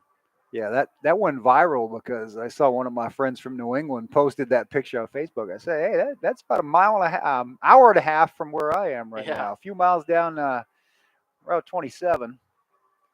Yeah, it's pretty awesome. People from outside the state don't realize, but high school football in the state of Kentucky is a big thing. It is big. I think so many, and it's that age-old argument that's been fired up lately about UK basketball school or football school. Yeah, you could have the same discussion with high school sports. It's probably been, a 100-year tradition that they celebrated not long ago of basketball, but football certainly. If you look at, it's just gotten so good at all levels. Especially in the last 20 years, there's been so many more. There's always been the Trinities and the Mayfields and all that, but in the last several 20, 30 years, high school football has just completely changed here in the state, and it's a priority now. There's in the top 5 all-time winningest programs in the country. 3 of them are from the state of Kentucky. And people don't realize that. And ultimately, you can look at how many active Kentuckians are in the NFL versus the NBA, and I'm sure the NFL comes out on top of that regard. Way more. I think of Damian Harris for the Patriots, and there's more. I mean, Rondell Moore. I don't know if he's Wandale technically Robinson. Kentucky or Indiana, but he's Trinity anyway. Yeah, So I mean, there's plenty, and Mike Mayer will join them. Yeah, and it just keeps getting more and more. So, and one of those three teams that are in the top 5 is Highlands, that Scott County should be matching up with next week. It's going to be fun. I believe it's Mayfield, Highlands, and Male. Those are the top 3 out of the 5 in the country. And I think it's Valdosta, Georgia, and I'm not sure the other one. So that's you got to be around for 100 years to rack up 900 wins. Yeah, granted, yeah. And, if Trinity had been around for 100 years, they would have probably the same amount. But there's plenty of great football here in the state at all classes, really. Yeah, you look at up and down the list, and you see some schools in the 2 and 3 and even 1A that kind of stick their nose in that best of all classes, top 10 that people put out once in a while. Yeah, you go all the way down to 1A to Pikeville. I think they're in the top 10 no matter what right now, and that's 1A football. And then you go all the way up to St. X, Trinity, Male, and 6A, and everyone in between. I mean, I think Frederick Douglass is the best team in the state, and they're 5A. You know what I'm saying? So. Yeah. It's a shame we couldn't see a St. X and Douglas matchup, because St. X is the one team that people outside think is better than Douglas. If there is an argument, which I think most teams do think Douglas is the best, but they're 6A. They're a Louisville powerhouse, all boys private school. But I definitely think it'd be a great game. But I think Douglas would come out on top. Yeah, they would be my pick if I had to stake any, my lunch money on it for sure. Cov Calf 21-0, 4:29 to play in the third quarter up there. So that one not going GC's way. Yeah, they're definitely tough, especially on defense. I haven't been able to watch them yet, Cal, but it seems like every time I read their scores, Yeah, they don't give up a lot. They had a 7-6 game against Lex Calf, yeah, and I believe 14-7 against this Cooper team, if my memory serves. So that's you hold them to 7, you're doing well. And old school hard head knocker football team that they got up there. Since they're probably going to end up having to play Douglas, their defense better be good. I was about to say, having a great defense is really key, because you can somewhat get away with not having a great offense against them, because I personally don't think their offense is, a world beater by any means. But that defense is just so incredible. Defense is unstoppable. That, if you just give up a touchdown, it almost feels like you've lost. You've got to find a way to get a turnover and get some points on a short field, and then turn it over to your defense. And that's about your only hope in a game against a team like that, is to keep it 14-7. And you definitely can't shoot yourself in the foot. No, you can't have double-digit penalties. Stanley, a little bloop kick, caught on the run at the 30 and across the 35 to the 36. So I'm thinking there must be an issue with Christian Rodriguez, as that's 3 kickoffs in a row we've seen Stanley. I think I see him down there limping. Walking very gingerly. It's almost like a lower body injury. Yeah. Hopefully it's just maybe an ankle, maybe a tweaked ankle. Maybe he can at least play. If they want to keep, if they want to preserve him for offense and keep him off of special teams, it's too bad, because that's a weapon. It is in the kick game, because you've given Cooper the short field here at the 37. O'Hara will go back to work. Empty backfield. He's got trips right, 2 to the left. He will go deep left. He's got a man down there. Dropped. Very fortunate with Scott County, as Garner and Jones were on that side, and Alexander just dropped the ball. Yeah, Jones just kind of bit, because they really haven't gone deep on him all night. Jones just kind of thought he was going to run maybe a little hitch route, and he just ran right by him. And good thing that he dropped it, or that could have been 6 easily. And I feel bad for Cam O'Hara, man. He's put balls right on the number. You mentioned his numbers. He was 8 for 13 in the first half, and 3 or 4 of those 5 incompletions were drops. And there's another one. And that could have been 6. So he's done his job. The other guys need to play better around him. O'Hara, the pocket collapsed in a hurry there. He got rid of it. Did a good job. He had a man down there, but overthrew him on the sideline. It'd be 3rd and 10. I just I saw Christian Rodriguez down there on the sideline talking to a teammate, and he must have asked the same question we're wondering, kind of what's wrong with you. And he kind of grabbed down by his ankle. Yeah. So I'm guessing he just kind of rolled his ankle. Hopefully he's okay. Looks like Jasonte Harmon must have ripped his jersey or something because he's I think he's wearing 79 right now. And he was wearing. I was going to say, I looked down the roster. That 79 is not somebody who has played. No. So you were correct. Yeah, that is Jasonte Harmon.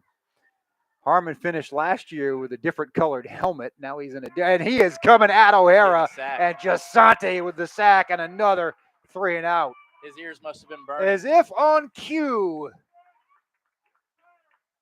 And as much as he, just has to battle down after down just to get back there, as much as he gets held and stuff, nobody from Cooper even touched him on that down. It was almost like they forgot he was out there, and he took care of the rest. He's just such a great football player, man.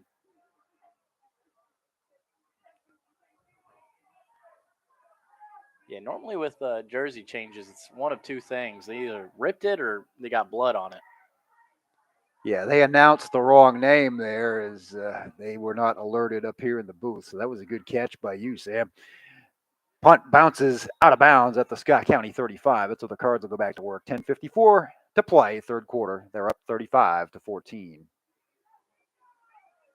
Right after we just talked about that, I just got a text from Poppy Carr down there. He said, FYI, Jasonte Harmon 79, not 8 right now. So he was everybody's on it up here, which is good. Yeah, you could put 107 on Jasonte Harmon, and that body type, I'll know who that is. That man's just a freak of nature out there. And guess who is playing on the offensive line right now? Jasonte Harmon. Jasonte Harmon, wow. In there for Rodriguez. Wow. Oh, that must be why. Yep, that is why. That is exactly why. And that is a run on first down for a gain of 4 by Garrett. I didn't even know he practiced offensive line. We put it all together. There were little pieces of the puzzle there that had to be assembled, but we did it. Got it. Right next to Elijah Adams. So you've got 2 stalwarts of the defense now playing both ways. He flipped over to left guard now. He was playing right guard. Kind of tells you maybe they're going to go over in that direction. It is. Hughley. He has room. Cuts it back inside. 43. Hold on to the ball. Across the 45 should be across the marker for a first down. That's just an example, Cal, of just using your best players. Yeah, well, this is the time of year. We saw it when Hudson was a senior. When you've got D1 caliber or someone like Adams, who certainly could play at the D2 or 3 level at the very least, you've got to get them on both sides of the ball. Right. Thing is short game there by the fullback. They've used Garrett. They've used Fryman. They've kind of kept it honest up the middle, and they have found ways to hit the corner with Hughley and Fikert all night long. Number 55 for 55 coming in. It's all wholesale changes here. Yeah, he's coming in for Harmon. That is Tristan Carpenter. So he was a starter on the offensive line at the start of the season. May have kind of conceded that spot to Adams at some point, but we got some interchangeable parts. Here's the quick screen to Fikert. Spins, can't get away from Smith at the 50. He stopped just shy of the 50. Eli White, great open field tackle by him. That was a nice play design there by Scott County. And just Eli White was the only guy there, and he made a great open field tackle. Not a play you see from Scott County a lot. That's just that quick little out to Fikert. Sometimes they throw it to the wide receiver. 3rd and 7. Cooper defense, Cooper sideline trying to get the defense fired up over there. Hard count. They don't bite. He's playing awfully off of DeQuise out there. They'll run the toss with Fikert. Cuts it back inside. He's got the first down across the 40. Stutter step to the 30. Brought down at the 29. Another huge run on 3rd and long. Yeah, it looked like he was going to have to lower the shoulder for a first down, and then he just kind of disappeared for a second and just kept running. Must have made a great open field move and then made another great move on the safety to get another, 5 to 8 yards right there. Great run by Thomas Fikert.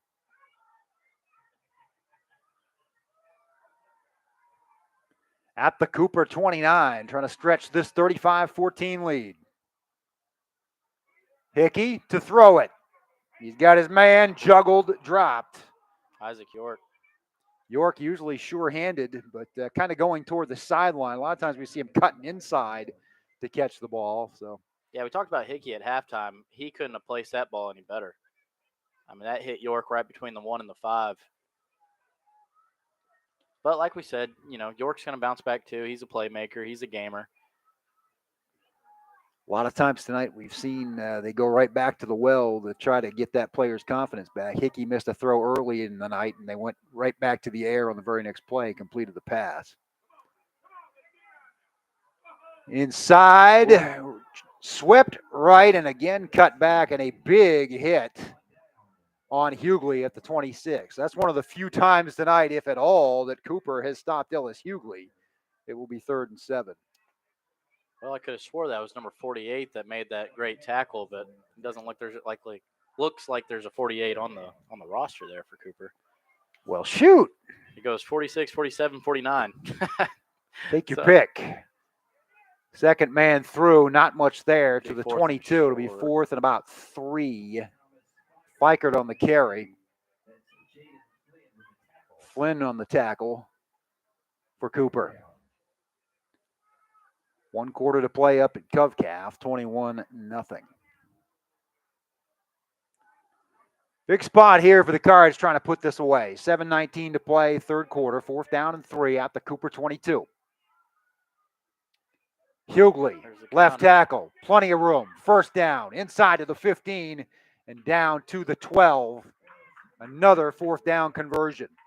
I was just about to say, I expect this counter here to Hughley to the left side.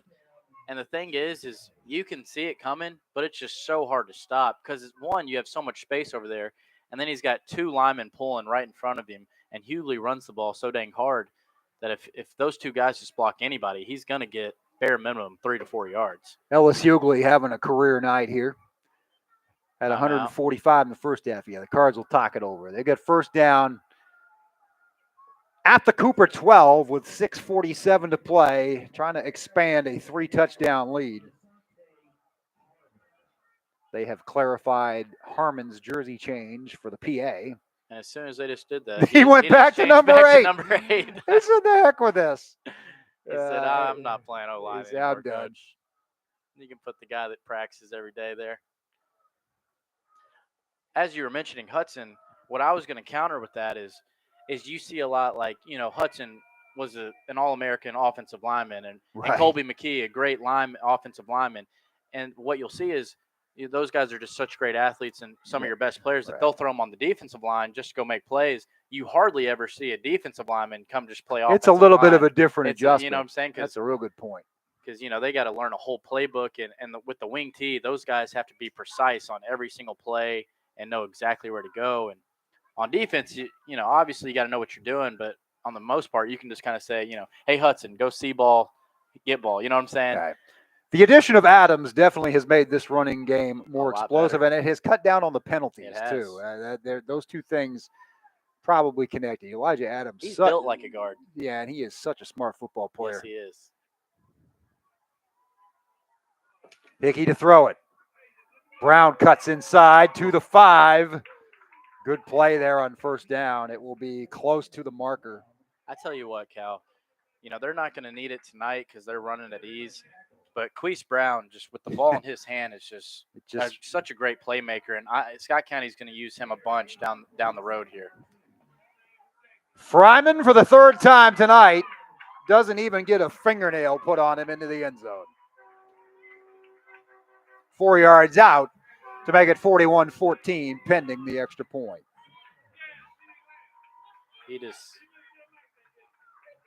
Queese is a weapon out there, man. Yeah, I was going to say, it's the first time since Glenn Covington graduated that the Cards have really had that kind of weapon on the outside. Which is why I've kind of been shocked they haven't really thrown too many go routes to him. They used to be a staple of this offense, and they've kind of gone away from it. But with a guy with that much skill, you would think they might try to utilize it a little bit more. But maybe they're also just kind of waiting for the matchups they want to see later down the road. Maybe, when the running game's not as explosive. But no matter what it is, he's a great ball player and a great playmaker, and he's definitely a great complement to this run game. 42-14. The score after, as we said, an early scare has turned around to what we've come to expect in a first-round game from the Cardinals. Still only about halfway through the third quarter, though. So, again, gotta keep it going. Got to keep on going. Right. You've got to score again, Right. go for two to get that running clock. And, this defense got to continue getting stops here.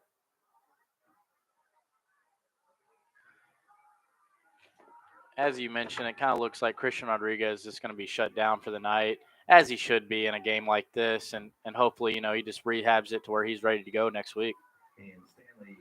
Best you can hope for. Yep. Next man up. Right. And, this obviously you never want anyone hurt, but this is an opportunity for someone else to step up. And Stanley's done a pretty good job tonight. They kick it deep, although here Cooper has a lane across midfield to the 40, the 30. Stanley's the last one that can get him. Kind of held him up so someone else could catch him from behind at the 15. So again, just one little change to your kick team and kind of can throw everything off. I mean, less than 10 seconds after we said it, you can't let up right here, man. Justin Stevenson saved the touchdown. And as you mentioned, Ian Stanley, he did a great job of, if he doesn't go chase him down right there, that's a touchdown. He made him cut back, and Stevenson got the stop there. But I know the score is almost out of hand here, but if you're Scott County's defense, this is more of a pride thing right here, trying to get a stop. Got a timeout on the field. I think a player's injured right on the sideline. Might be an official's timeout. But it looks like they've got him far enough off the field here to get the game started.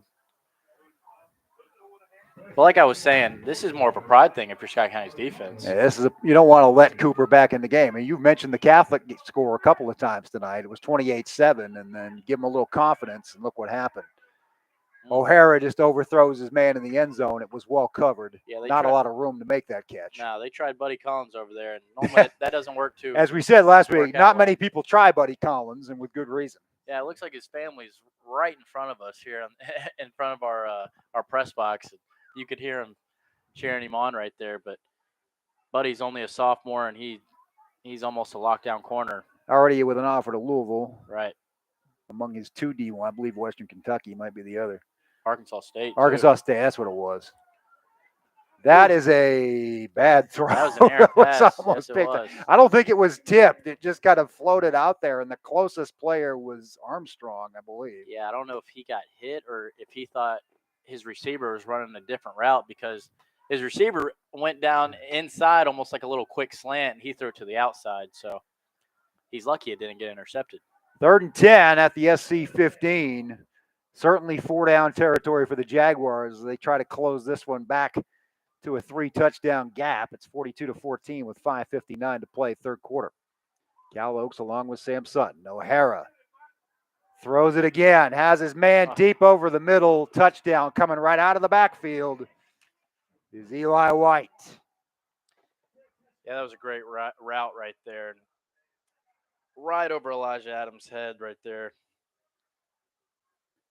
So if you're Scott County, you got to keep on scoring because this Cooper team's not going away. Nope. That was just a great play design right there. You get the back out of the backfield on a middle linebacker in short yardage right there, and he's just going to be way quicker than that linebacker. Kick is blocked. Second block kick of the night. One was a punt. This is a PAT. But as I was saying, you just get a quick scat back out on a middle linebacker, and 9 times out of 10 that back's going to have the advantage, and he did right there, and O'Hara did a great job of just floating it right over Adams' head for a touchdown. 42-20 is your score with the blocked extra point. 5:54 to play in the third quarter.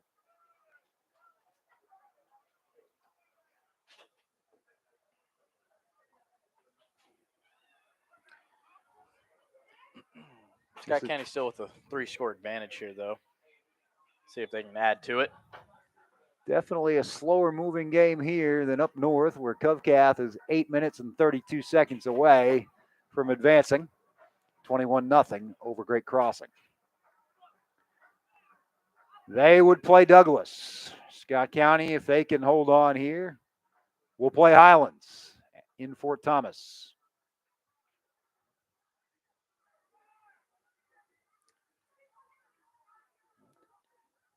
But a long way to go. And you got to be careful of the surprise onside here, too. Scott County is kind of fading back a little bit.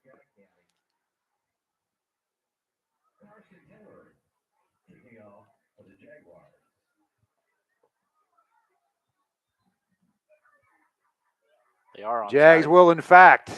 Valencia was there, off his hands, dove back on it, and got it. They get it back.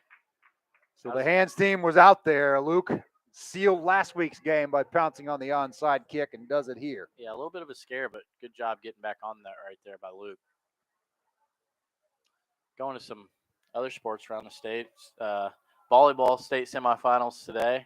Yeah, they're in the final tonight. Right. Dunbar is playing in that one. I saw it's kind of like public school. It was Dunbar and Bowling Green, and then Assumption and Notre Dame. That's kind of how it was. The two private schools played in the other semifinal. I remember when I was following the 11th region tournament, it was very clear that the winner of that tournament had a path to the final. And I know Great Crossing was excited about its chances, and Dunbar knocked out both Scott County and Great Crossing. Yeah, apparently they're pretty dang good. Yeah, I'm scrolling way down. Well, Notre Dame defeated them. Yep, 3-0 in straight sets, 25-16 in the third.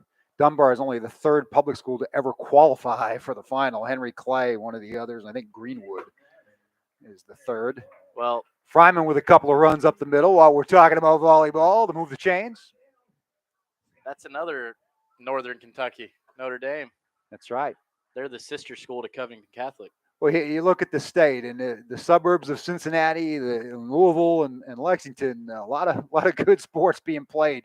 You think of the 7th region, the 11th region, the 6th, the 9th. No doubt. Fikert across the Cooper 40. Good run off right tackle to the 39 for a gain of 7. I think it's pretty much known around the state, pretty much no matter what sport it is, that the 7th and the 11th regions are the two best regions. But Northern Kentucky's making a push for not only maybe third, but maybe second. Depending on the sport, you get some bowling green teams that stick their nose in there. I would agree with that also. Yes, sir. But definitely basketball and baseball and softball, no doubt the 11th and 7th run that. Warren Central's had a good run in basketball here, getting to the Final Four 2 or 3 times. Got a player down. Looks like maybe a cramp, hopefully, for Scott County.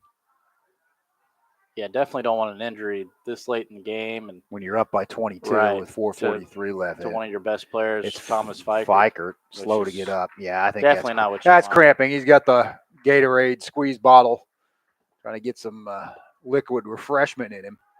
Yeah, if there's a tougher guy out on that field outside of Thomas Fikert, I'd like to meet him, because if there's a guy to come back from anything, they're going to stretch him. It's that right calf. That's good to see. 2nd and 3, Fryman. Ooh. Pancake. First down across the 35 to the 33. He just made a middle linebacker look like he was a 7th grade safety. He just ran straight through his chest and made him like it, Cal. You're going to go down and you will be happy about it. That's right. Great run by Jacob Fryman. Jacob Fryman, relentless. 3 touchdowns on the night. Has done the dirty work, as we said, for Fikert and Hughley. Another fresh set of downs for the Cardinals. Hughley left. Ooh, they read it that time for a loss. Stopped at the 35. Good pursuit by the Jaguars. Yeah, I'm trying to see his number. Yeah, they've got white jerseys, but they've got small 10. numbers. Number 10, Cole Henry. He made that play coming up from the secondary, because it was blocked the way it was blocked all night, and just one free man had to make the stop, and he did. So great play by him. Blew it up. 2nd and 12. Going the other running way. Wide, and again, Buddy. Stop. Buddy Collins getting his first carry of the night. Did a good job escaping the first tackle, cut it back inside got some forward progress to the original line of scrimmage. It'll be 3rd and 10. You know, we talk about Buddy with his coverage skills, and he's only a sophomore, and it's normally kind of how Coach McKee does it. You know, when you're young, you play a lot on the defensive end with your skill, and then when he gets older, he's definitely going to play some running back, maybe junior, senior year. And let me tell you, we could see another all-state running back. Right now, he's in there out of necessity with Fikert cramping up a little bit. He'll fake to him, and Hickey will throw over the middle. Leaping catch at the 25. Will be 4th and a couple. Expect Fryman to get this ball. If not, maybe another counter here to Hughley. Isaac York on the grab. 2:50 and counting in the 3rd quarter. 42-20. SC on top. And as you mentioned, when guys, you know, maybe drop a ball or fumble or whatever, Coach likes to go back to them and, you know, make them feel comfortable. And that's exactly what they just did with Isaac York. Cardinals 2 for 2 on 4th down tonight. They'll try to go 3 for 3. Hickey, quarterback sneak, should have it. Yeah, easily. To the 22. Gain of 3. Kane Garrett's in. Good, because he'll probably get the next carry, and we won't want to mess him up and call him Fryman again. Well, they took out Buddy. Maybe he's going to line up at the wing. Halfback, right.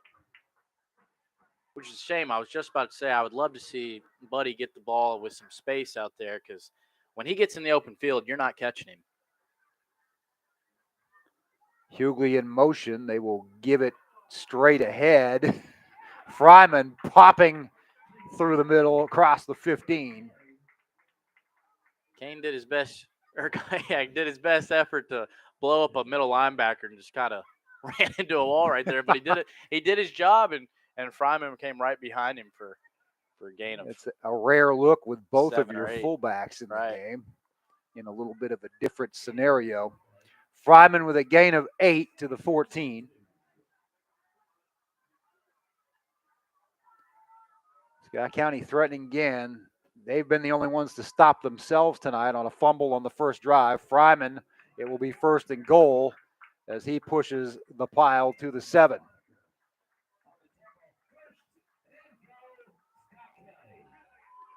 They've scored on 6 consecutive series, about to make it 7 and put this one away. Thomas Fikert back in the game. That's good to see. Yeah, that is going to be necessary. It definitely has been a physical game tonight. Yeah, no doubt. And not that we weren't expecting that, but you're coming off Ballard and Catholic, and Cooper hasn't been a shrinking violet by any stretch. Inside the 5 to the 3. Yeah, tough run by Thomas right there. Just not a lot of room, but did what he had to do to get positive yardage. Here comes Paul Gardner. He just came flying. They're bringing all the stops out tonight. I mean, Paul looked like he was running in from the bleachers. He came from all the way down on the York running over to the sideline, so Garner will be in for him in this situation on the goal line. Playing 2nd and goal.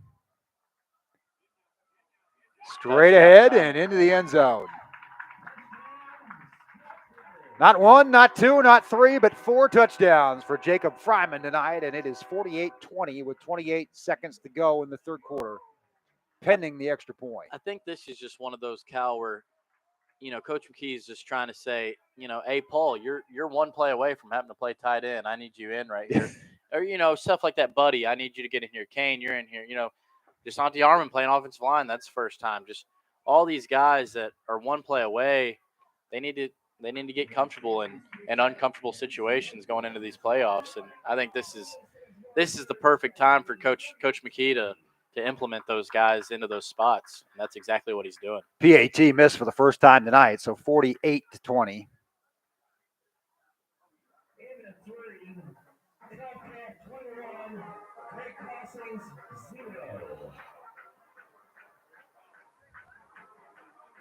Sounds like that's a final up at Park Hills, 21-0. Great Crossing season will end at 8-3. Coach McKee giving a nice earful to the kickoff team, letting them know, don't do it again. Yeah, don't let that happen again. I got the fortune to be on kickoff team for 3 straight years, and he only came down there when after a big mess up, pretty much, or wanted to fire you up. So it was either going to be a really great talk or a really bad talk when he came down there. I think that was a little bit of both. Don't let that happen again, and I believe in you guys. Let's get fired up and go make a great play.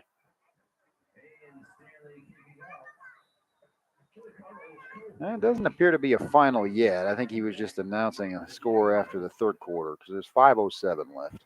That was a good kick by Stanley. A little bit of a line drive, but got it all the way to Kicked the it 5. to the just shy of the 5, and this time good coverage. They'll cross the 20, but not much further than that.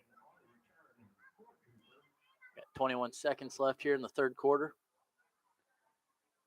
I believe. 4-touchdown lead for the Cardinals with 21 seconds and then 12 minutes to play.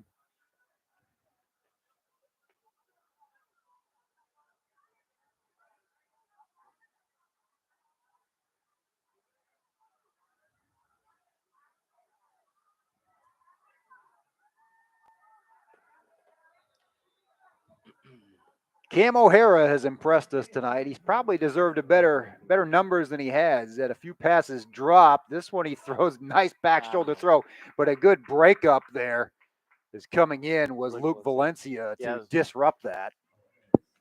I mean, legitimately, you couldn't have put that ball any better than he did. That was a major league throw to Jace Hotchkiss. I thought Luke was going to pick that ball off, and then I was like, well, that ball's going to be thrown out of bounds, and then it went right into his bread basket with about half a yard to spare. But dropped it in a coffee can. Yeah, great play by Luke to break it up there. I've been very impressed by this kid. Cooper should have success for years to come. Yeah, freshman, strong freshman core. A little toss to White. He's got a lane across the 25 to the 28 on the left side. Be 3rd and 5. That should be the final play of the third quarter.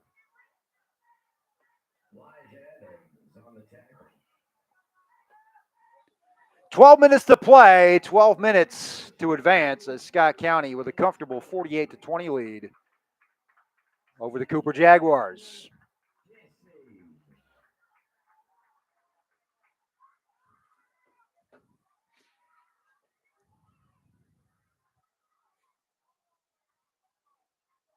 It has been total domination on the ground. 7 consecutive series have reached the end zone. Hughley, Fikert, Fryman. Fryman with 4 touchdowns. Hughley with a long run. Kane Garrett with a long run. Fikert also joined the party. Yeah, and that's Scott County football, as we mention every week. When Scott County can just pound it down your throat over and over and over again, and then have that play action game to where they have an Ellis Hughley with no one within 30 yards of him. That's when they're most dominant, and that's what they're going to need going into these playoffs, or I should say the rest of these playoffs. It's going to be a tough road. They hope it'll be a long road. It's going to hit the road next Friday evening as Scott County 12 minutes away from a date in Fort Thomas with the Highlands Bluebirds. Bluebirds, they are, as we've talked about, always a great game and great atmosphere. If you've never been up there, last time we went up there, it got shortened by a thunderstorm. Scott County won 28-0 back in, I believe it was 2018. Yeah, you definitely need to go if you've never been. There's only bleachers on one side and one end zone. The other side's legitimately the school, like right on the sideline. So, picked off on the Cooper sideline. I think that was Luke Valencia. That looks like Mr. Dime himself. And that's the exact play that they've had wide open all game, and finally Luke stepped underneath it and picked it off. Great play by Valencia with the INT, and Scott County with a chance to take this to running time if they can score and get 2.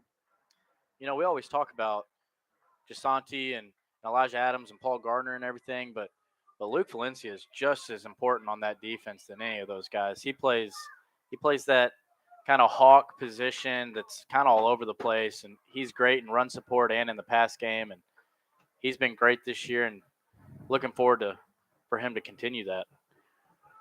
1st and 10, Scott County at the Cooper 36.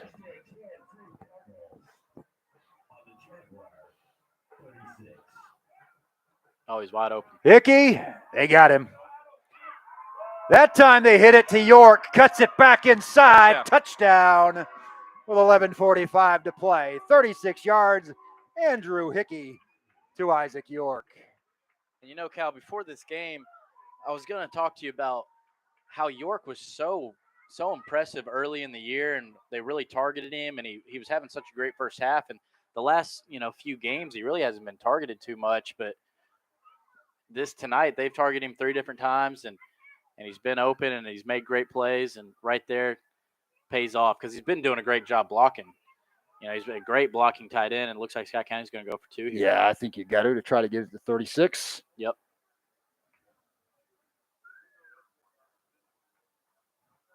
Hickey puts the ball on his hip, throws it back the other way, and we will have running time for the final 11:45.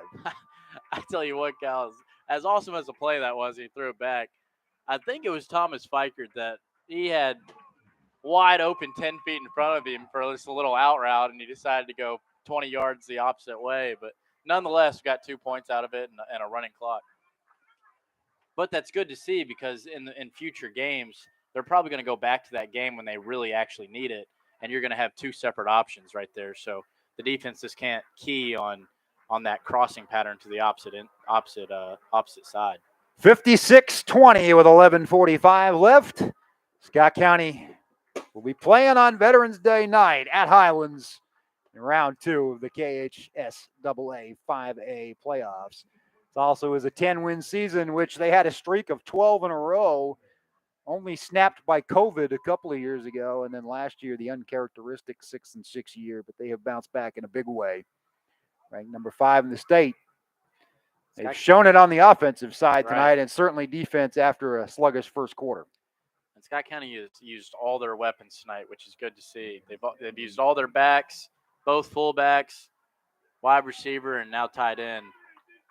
That ball sneaks through the potential kick returners for Cooper and bounces fortuitously for the Jaguars into the end zone. The clock should be running. No time ran off the clock whatsoever.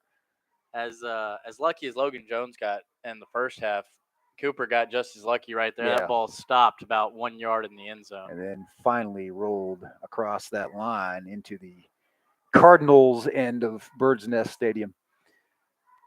Cooper ball at the 20. Clock should run from here on out. It hasn't started yet. There he goes. Well, there it is. I was about to say the referee's play clock was.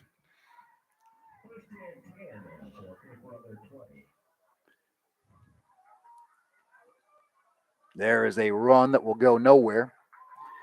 Whether or not this will be the last Bird's Nest broadcast of the year to be determined. If the Cardinals win next week, we will be back here on Friday, November 18th for an opponent to be determined. But that's a big if. They got to get through next week.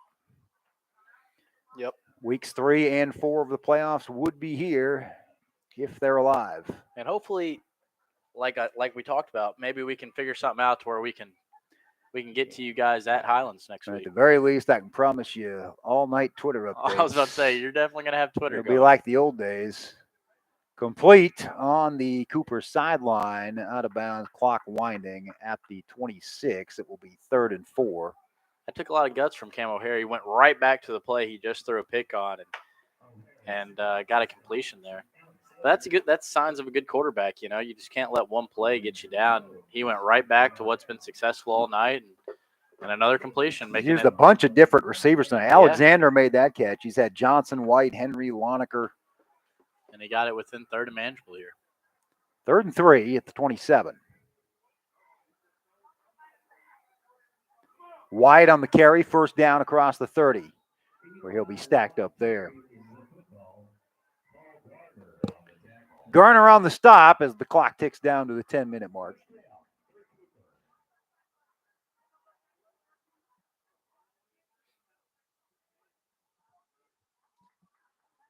Cooper's just kind of walking around, getting as much as this play clock as they can, because I think they want to go ahead and get back on the bus and go home. Yeah, they know it's a good hour trip on the bus up to Union or close to it. Oh, yeah, every bit of it. Especially on a Friday night. I can make it to Florence Speedway in about 50 minutes from my house, so it's maybe a skosh under an hour. O'Hara rolling out, incomplete. intended once again for Alexander. Yeah, great coverage there by Jackson Dameron. All of that was covered up right there. Both receivers were covered up, and he had to get rid of it because got guys breathing down his neck. 2nd and 10 from the 31. Clock now ticks down to 9 minutes.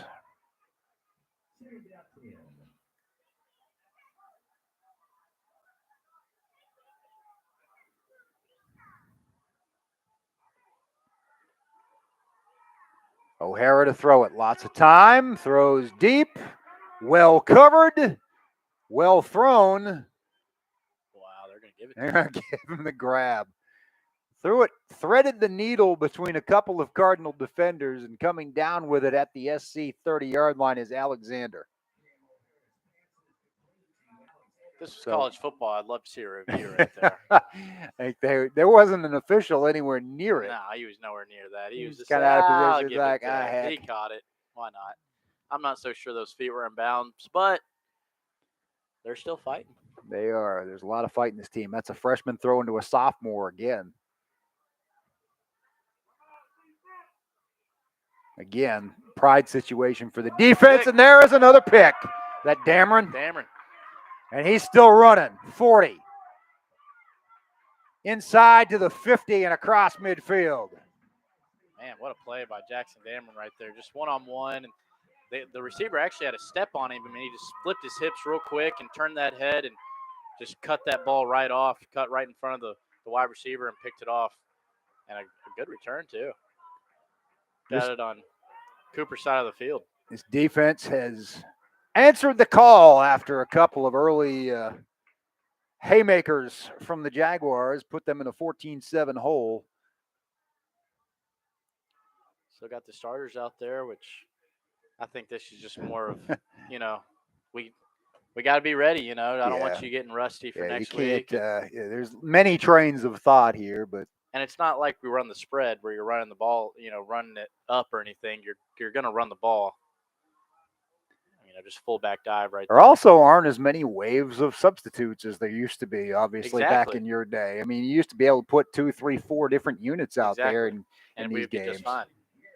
But, I think our JV team could have beat a lot of varsity teams back in the day, and that's just not the case anymore because of the numbers. So, gain of 1 on first down as they run it up the middle. Fryman's had the 4 touchdowns tonight, but it has been a lot of the outside that has set it up. There's a throw outside to Brown across the 40 to the 36. Another first down for the Cards. So Hickey and Brown have hooked up 4 times on the field plus the PAT tonight. Brown, the leading receiver on this team in terms of receptions now. He got a late start, too. He didn't play till week 4. And he's splitting a lot of time with Elijah Lilly, who just checked in for him, actually. And, Brown's kind of slowly taking that position over. Lilly's obviously a guy with a big future on this team. Yeah, he's still a young guy. Had to adapt as he was a quarterback on the freshman team. Yeah, I was just about to say he's played several different positions. He's only a sophomore. He's just kind of a playmaker. You just want to get out there. I think the Scott County starters might be checking out here as they were shaking hands with some Connor players saying good game. Yeah, I think Coach McKee's calling a timeout. But as we talked about, like in the past, you could just have a bunch of sophomores who, are playing JV and not get hurt. They're your backups and you can bring them in. Now like your backups are like a Buddy Collins, who's your starter at defensive back, right? So it's not like you just have a sophomore running back there that's just going to step in when those guys graduate. It's kind of like, that would be Buddy Collins, 7 years ago, but now he's a beast out there at defensive back or whatever. You will see the second unit check in here as that timeout was to give a chance to get those players a hand from the home crowd for what we hope won't be the last time this season. But as we said, this team will be on the road next week one more time. That is the only road game they would have to play on the road to Kroger Field. But it's also not like Scott County doesn't have a JV football team either. So no, I think they went 9-1. Yeah, so the guys that play JV, they're coming in there and getting some varsity action, and it's great experience for your young guys. Aaron Klein's going to take over at quarterback, number 7 for the Cardinals. He's a guy that's had some success as well in the relief role. Looks like they got I think 44 is Sean Rowe, I believe. He's a tough-nosed guy playing halfback. I'm sure Kane Garrett's playing fullback. I can't tell right now. Well, he just... A little bit of a confusion there as Garrett ran into his man and gets stacked up by about a half dozen Jaguars for a loss of several. They'll give him his forward progress at the 41, loss of 5. Yep, and guess who's going back in? Starters. Right back in. Key says, I ain't going to have that. Yeah, he ain't too happy with that. Fullback ran right into the quarterback for a loss of 6. That's as good as a sack, and McKee says, nope. Yeah. Starters back in. Forget that. I ain't having this. Because you don't want to end on that kind of a note. You want to have a running start going into next week. Right. Now, obviously, I wouldn't expect anything other than they're not going to maybe a counter or, a belly, but he at least wants it ran right. Toss to Fikert. He's got the corner, 35-30. That's coming back, too. There's going to be a flag. They're going to call a hold on it. Looks like Ellis Hughley. Yeah, that's exactly what it was. I didn't know if he would get away with it or not. He was kind of going down with him, but... I don't like the look of Elijah Adams walking gingerly over there. Never good. Looks like he's kind of holding his arm. Yeah, he'll be all right. He's a tough guy. Again, not used to playing all the snaps in a game until about the middle of the season. Great Crossing game is when he started playing both ways. Took a couple of games off when Scott County was on that run with Grant County and Montgomery County, and then back in the lineup for the 2 big ones at the end, and now this one. So his 4th start both ways. Fikert in motion. The ball's back at the Scott County 47. That was a cool play. Yeah, looked like the ball's on the ground. So, again, both units have been a little shaky here. And that's what happens. You kind of lose your focus. And for the second time tonight, Scott County loses a fumble, but the running time with 4 minutes left, probably not going to hurt him here. I tell you what, though, man, this side judge is not doing a good job. He probably did fumble, but he had no clue. Not a lot of signal. He didn't hear a whistle. And he was 15 yards behind the play when he's supposed to be right on top of it. And, whatever. I'm not going to get upset when we're up 36 points, but they didn't, that needs to be better. Everybody kind of loses their focus here at the end in these games. Players, officials. Got to hold people accountable. Broadcasters. That's right. O'Hara will hand it off to White. White with room across the 45 to midfield before he's tripped up. Good open field tackle by Logan Jones. Yeah, if Jones hadn't gotten him, he'd still be running. Hey, if you're Coach McKee, that's the last thing you want right here. You were already mad you had to take the JV team out. You bring your starters back in, and then you fumble.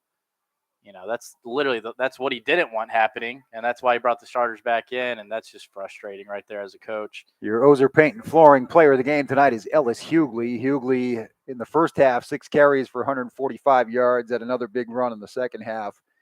Really kind of established the tone for this offense early tonight.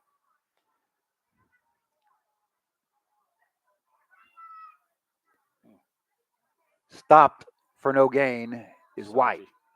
Harmon was there. But that was a great job by Danny Armstrong right there, setting the edge, because that lead blocker that was going to get Harmon, Danny Armstrong blew up. So that left Harmon to get that stop in the backfield right there. Good complimentary football right there. And this is where, if you're Scott County's defense, you just want to get this clock over with. You don't want to give up another score. There's 2 minutes left. You almost just want to get this game over with without giving up anything else. 21-0 was the final up at Covcath. So that one in the books. Warhawks finished the season 8-3. Toss to White. Another tackle for loss. Great play.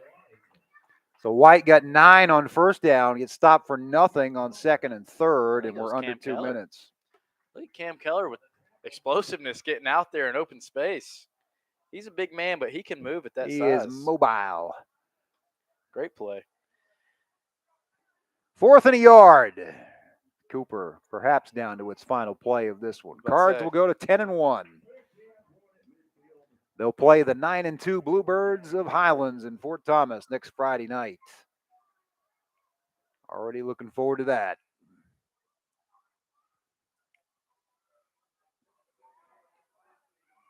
Stuffed Thrown down with authority on 4th down. Yeah, Scott County brought the house right there. They were not giving up that 4th down. I'll tell you that. Scott County should just take a couple knees and this thing will be over.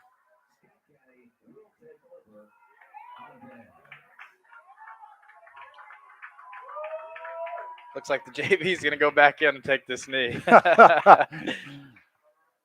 56-20 will be your final.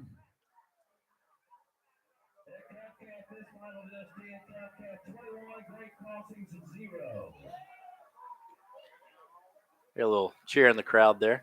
Just announced the Covenant Catholic score.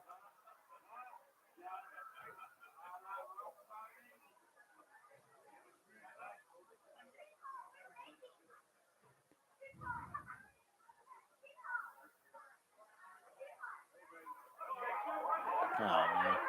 Still running. That Klein on a keeper. Yeah, it was.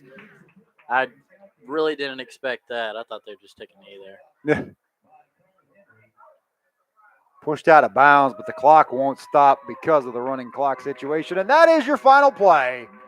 Your final score, Scott County 56, Cooper 20. Any final thoughts, Sam? We, again, hope we'll be doing this again in a couple of weeks.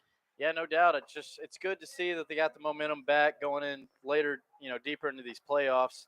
They took care of business. They started out slow, but they woke up finally and started getting it going on both sides of the ball, and a good win. Sets up a big one in the second round. Scott County 10-1 at Highlands 9-2 next Friday night. Cooper will finish its season at 6-5. For Sam Sutton, for Brett Smith, for Mike Scoggin, for DT Wells, I'm merely Cal Oak saying good night, God bless. Your final score one more time. Your Cardinals 56, the Cooper Jaguars 20. Good night, everybody. Go Cards.